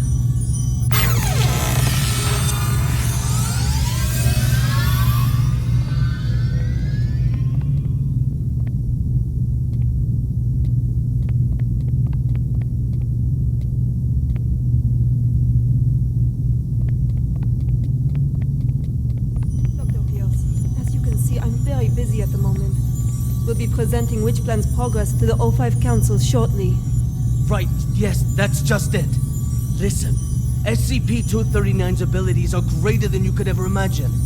She is infinitely more powerful now than when she was born. Your experimental procedures lack the proper controls. Any mistake, no matter how minuscule, could have irreversible consequences. Dr. Pierce, let us not forget that it was your previous missteps that caused us to miss the ideal incubation period for SCP-239. If we don't cultivate her using my method, the window of opportunity will be closed for good. But listen, if you go about it using your method, you will repeat the accident that happened 7 years ago. You do remember, don't you? Heisenberg, Freeman, Claire? Enough, Sean. Don't you dare bring up their names. Sean, the progress of civilization has always come with sacrifices. You don't get one without the other. To have the chance to harness the abilities of SCP-239, no price is too great. Violet, you are playing with fire. Dr. Pierce, it's time. I suggest you go to the first floor to get front row seats to civilization's next leap of progress. Violet! Listen to me! Violet!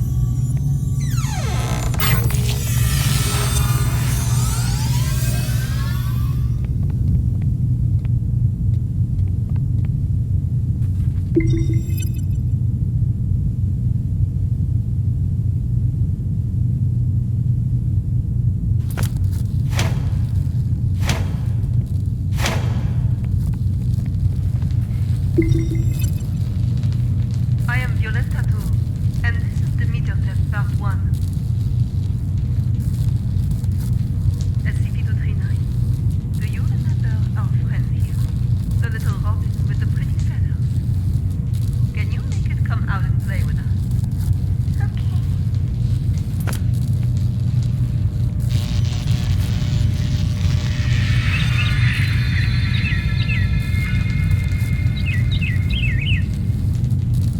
Good, SCP-239. Very well done. Alright, let's continue with part 2. Now we need to give the robin a home. A home? Yes, a home. Just like in the storybook. The robin needs a tree to call home. So let's give him a big tree. Robin, home. Not the tree. SCP-239, you just need to listen and follow my orders. Come on now. Let's give our good friend the robin a big tree. Home. Not tree. SCP-239, I need you to follow orders and make a tree. SCP-239, if you don't follow orders, there will be no more nice things for you. No toys, no storybooks, no pretty decorations. Back to that cold, ugly room. You don't want that, do you? No. No. Then take the goddamn tree for me. Everyone, no need to panic.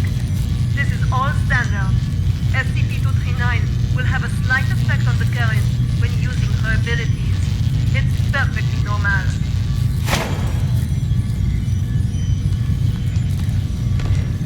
Very well done, SCP-239.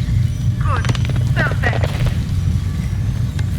As you can well see, under my guidance, SCP-239's abilities grow more and more powerful each day. Over time, we will expand the experimental content, and we will see even more advancements. SCP-239, you can stop now.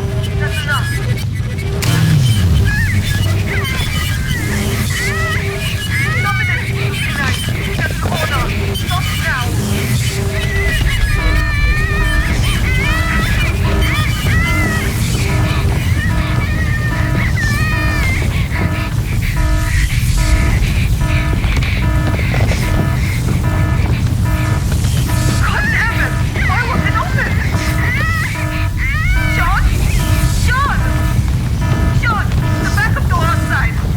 God damn it! Why won't it open? Sean? Sean! Sean! The backup door outside.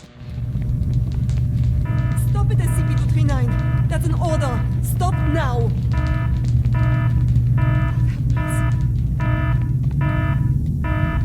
God damn it! Why won't it open?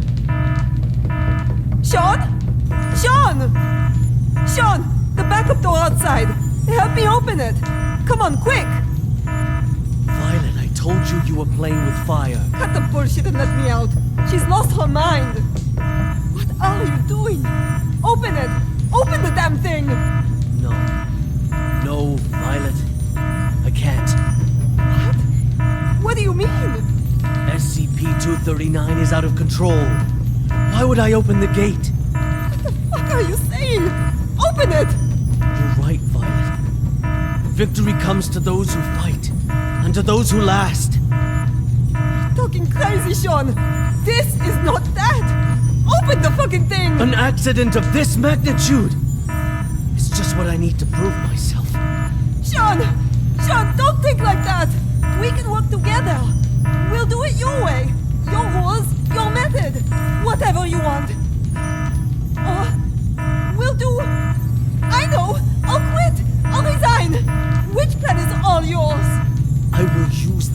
beginnings to improve the plan and equipment. I've never been so certain of success. No, Sean. Let's not think like that. Let's talk things through.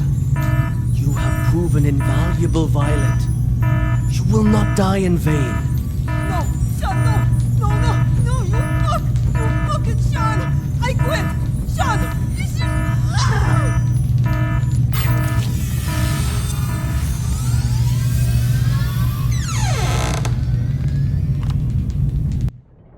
Sorry. I'm sorry.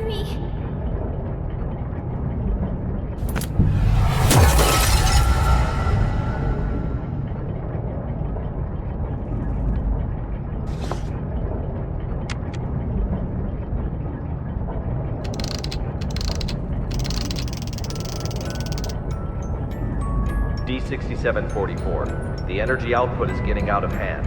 How much longer? So this is the witch plan, huh? Are we anything more than tools to you? It's not about that. This is about saving the world. Either you fix this, or we're all screwed. That's what I'm doing. Then move your ass and do it already. Yeah, suck my nuts. Quitting the Foundation was the best damn decision of my life.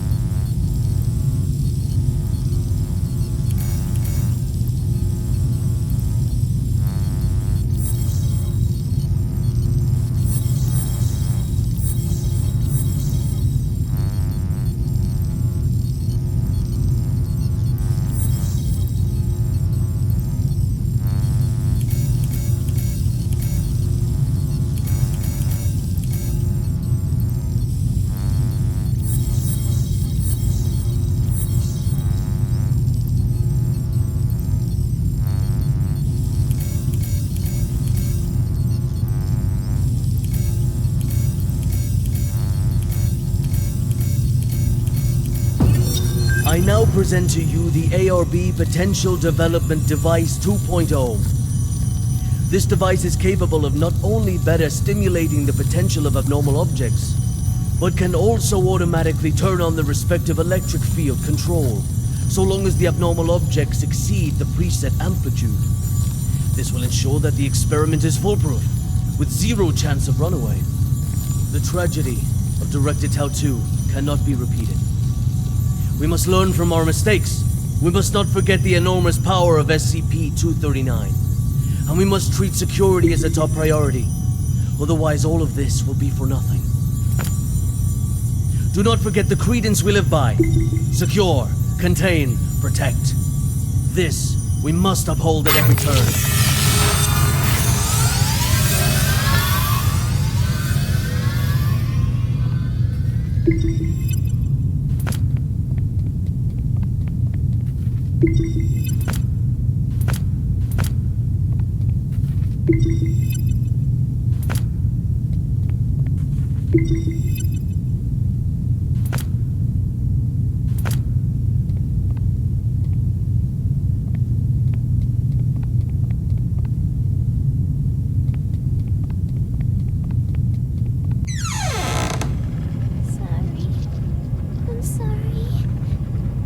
Hi, hello.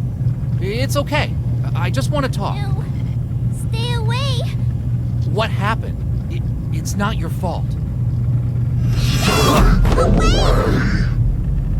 Oh, shit. You will all die! Die! You will all die!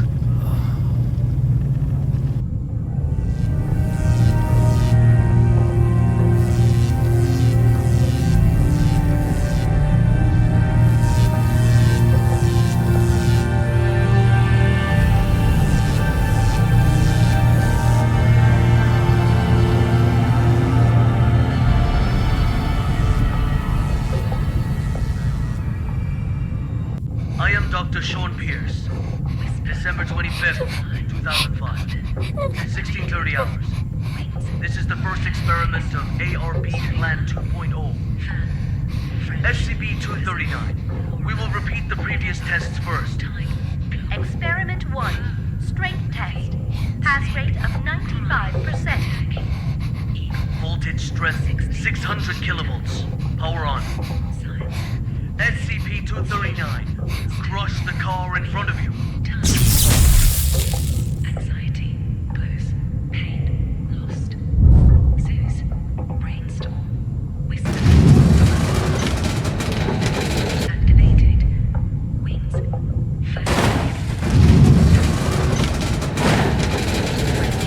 Resin. Aurora. Ladybug. Movie.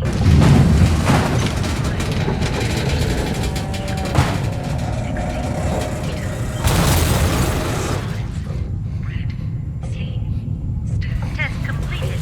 Pass. Good. Go on. Experiment 2. Control test. Pass rate of 87%. Voltage strength 700 kilovolts. Power on. SCP-239. Put the fragments on the ground back together.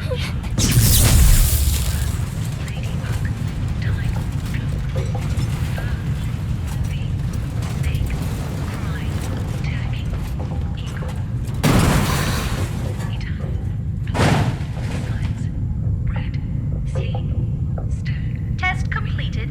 Pass. We'll now begin the new test. Experiment 3. Creation test. Pass rate indeterminate. Voltage strength 800 kilovolts. Power on. SCP-239. Reassemble this junk into a truck. A real, operational truck. Not some fancy replica. Very well done. Don't you understand what I said? Reassemble that goddamn truck!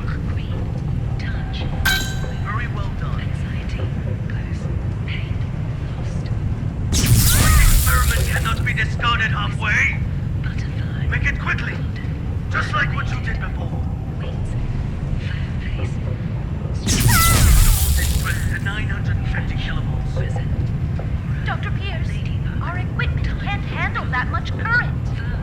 Damn it. I'm the one who's in charge of this experiment. 950 kilovolts, now! Power on! Afraid. Whose eyes? Imagine. Imagine.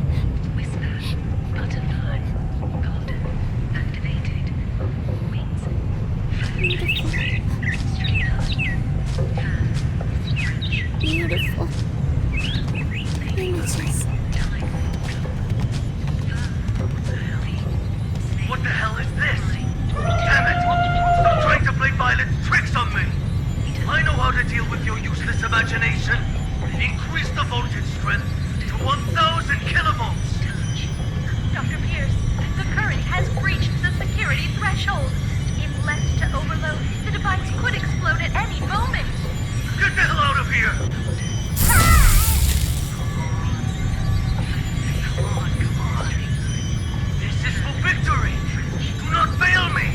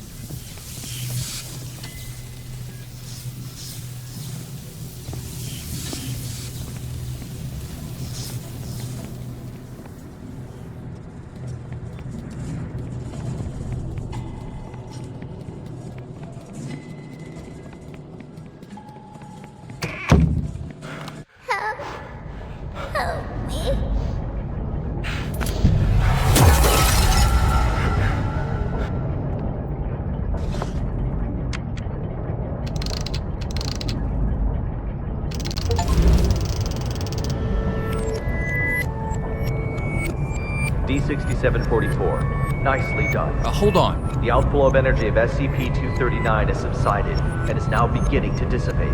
We have regained control. Just hold on. Again, a job well done. The synapse is now ready to be disconnected. Can you just hold the fuck on and listen for a damn change? What's the matter? The problem hasn't yet been solved. She's still lost deep in her mental anguish. That's not our concern. The crisis has been averted. Innumerable lives have been saved. Your mission is complete. My mission's not complete until she is stable. Compassion in times of desperation leads only to the destruction of yourself. 3 minutes. You owe me that much. For all this you owe me. I can enter her subconscious and fix this. 3 minutes. Very well. I'll disconnect the synapse in 3 minutes. If you're not back, then so be it. I will show no compassion.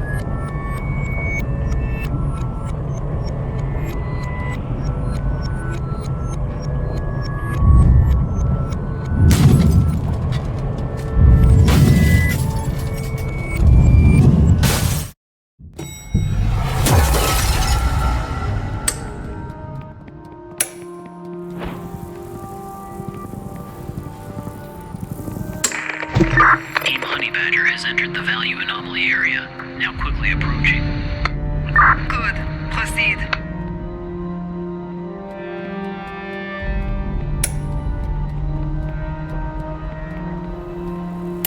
The amniotic fluid has broken. Send to delivery room 2.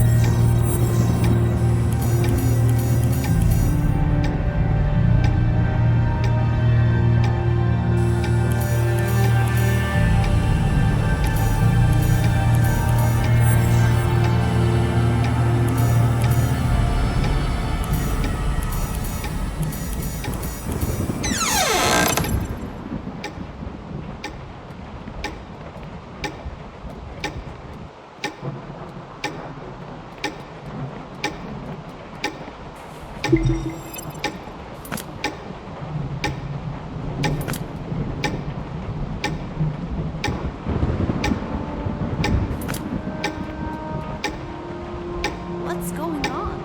The needles on these readers are all over the place. I don't know, but my watch has stopped working too.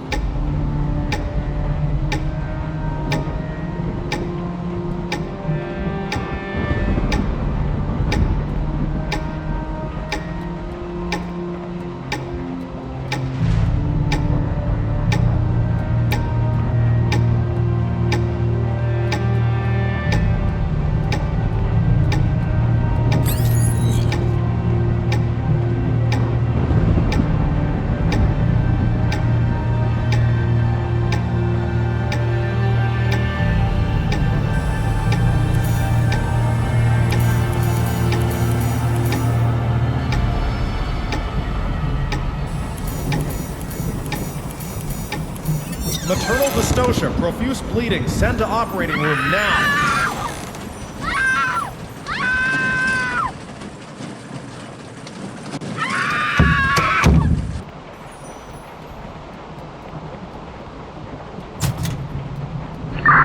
Value fluctuation increasing. Team Honey Badger approaching target. Heart rate 100. Blood pressure normal.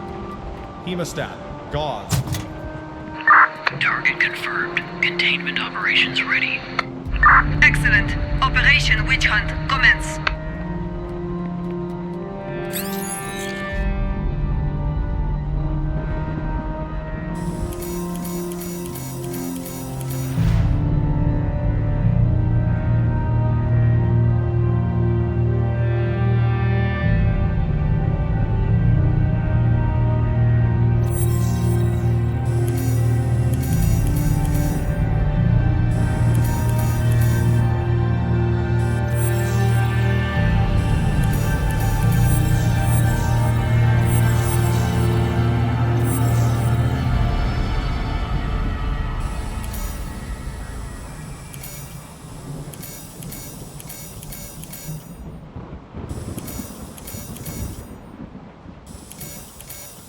Congratulations, a lovely princess with beautiful blue eyes. Have you thought of a good name for her?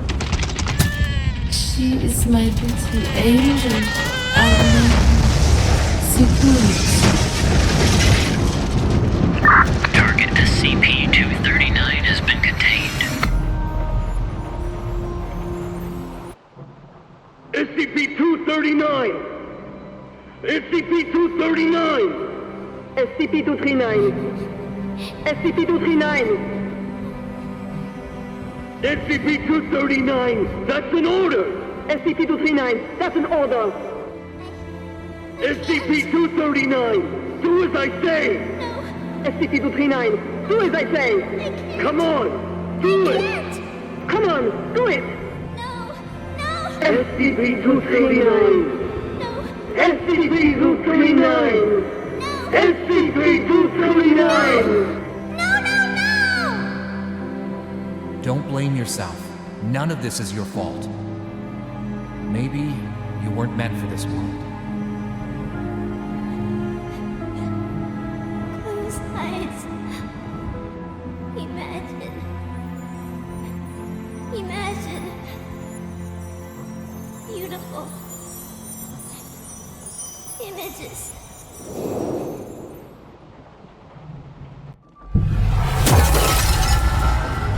The robin says, the home I want, my home is squishy all over, with shiny warm lights and no more cold steel.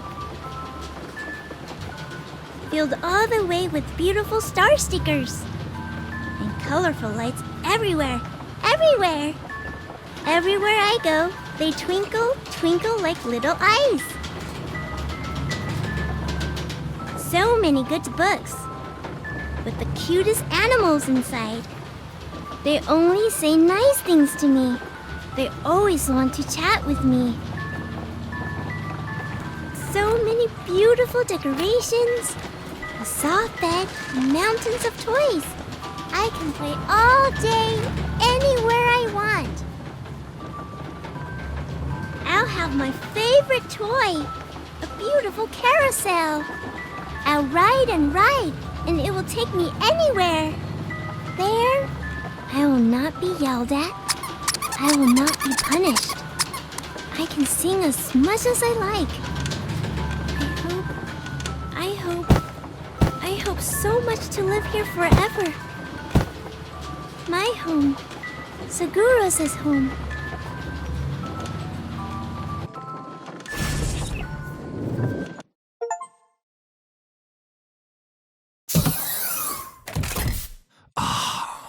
Oh, my head.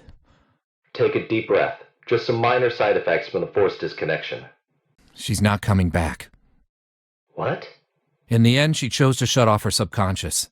She'll sleep forever, like a plant. Maybe that's for the best. Anyways, our primary concern is the incident report.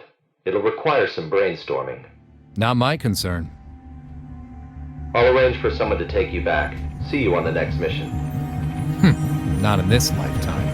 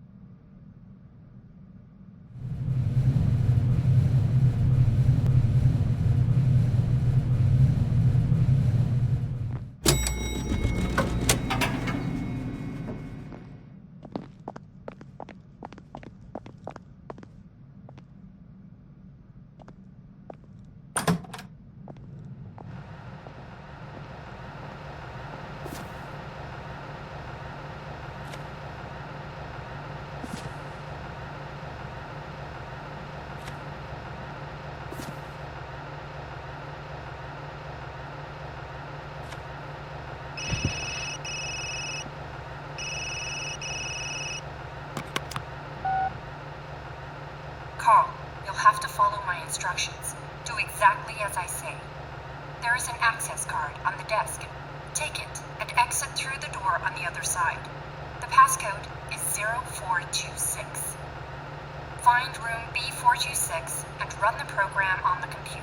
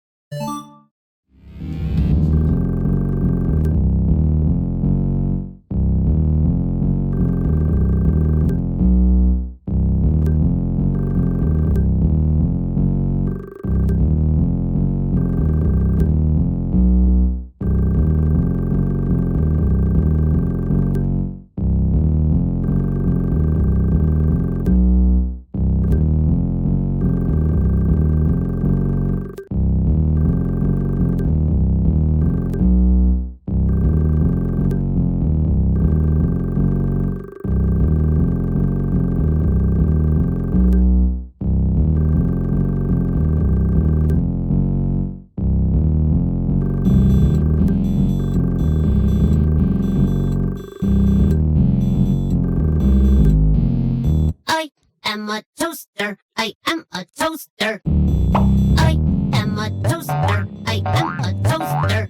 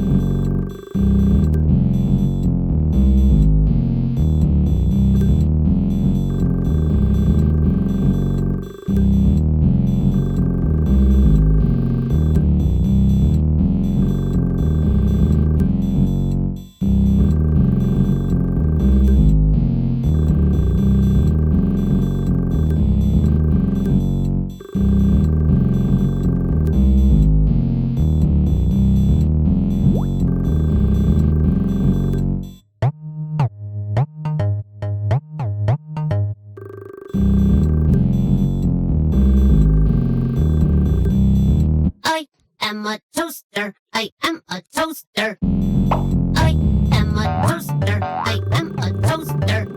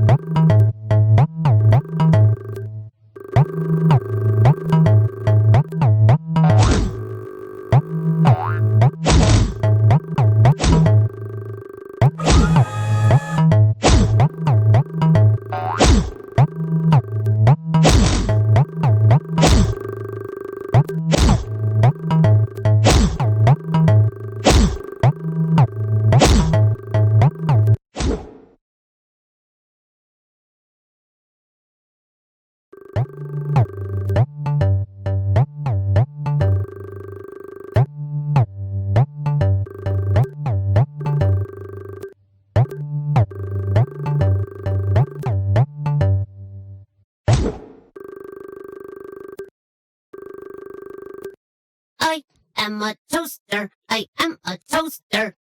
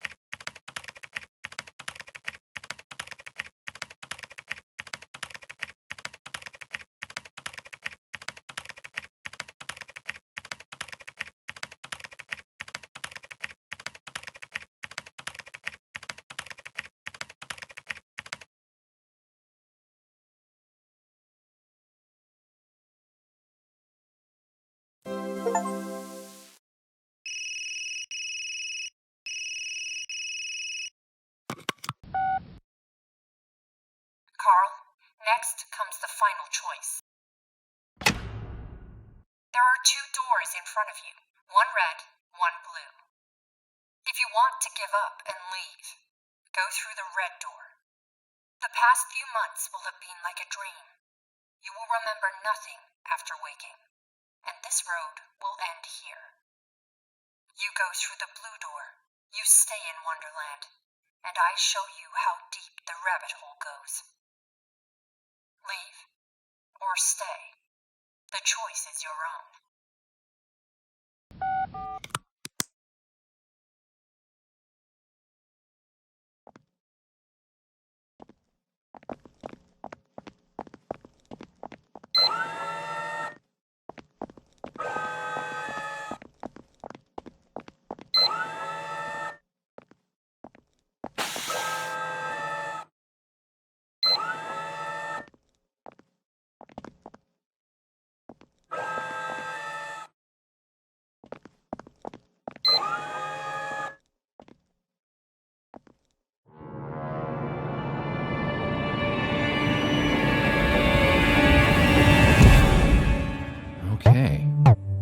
This is strange.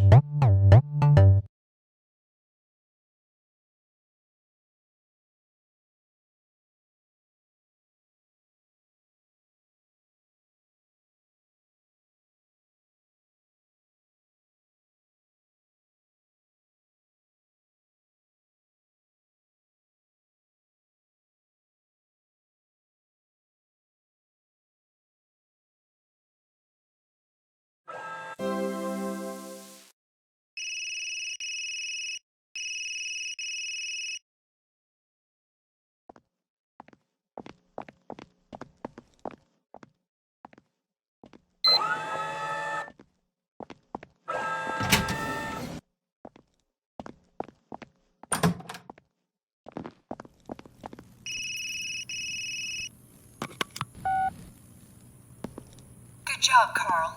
I'm glad you made it through. Have you ever felt like there were memories in your head of things you never experienced? Whispers of people you never met? These were not hallucinations. They're your actual memories. Carl, you are not a rookie at all. You are a member of Mega 5. You always have been. My name is Marion Wheeler, Captain of Mega 5. Welcome back, Gardener Carl. Now, we need to talk about 55.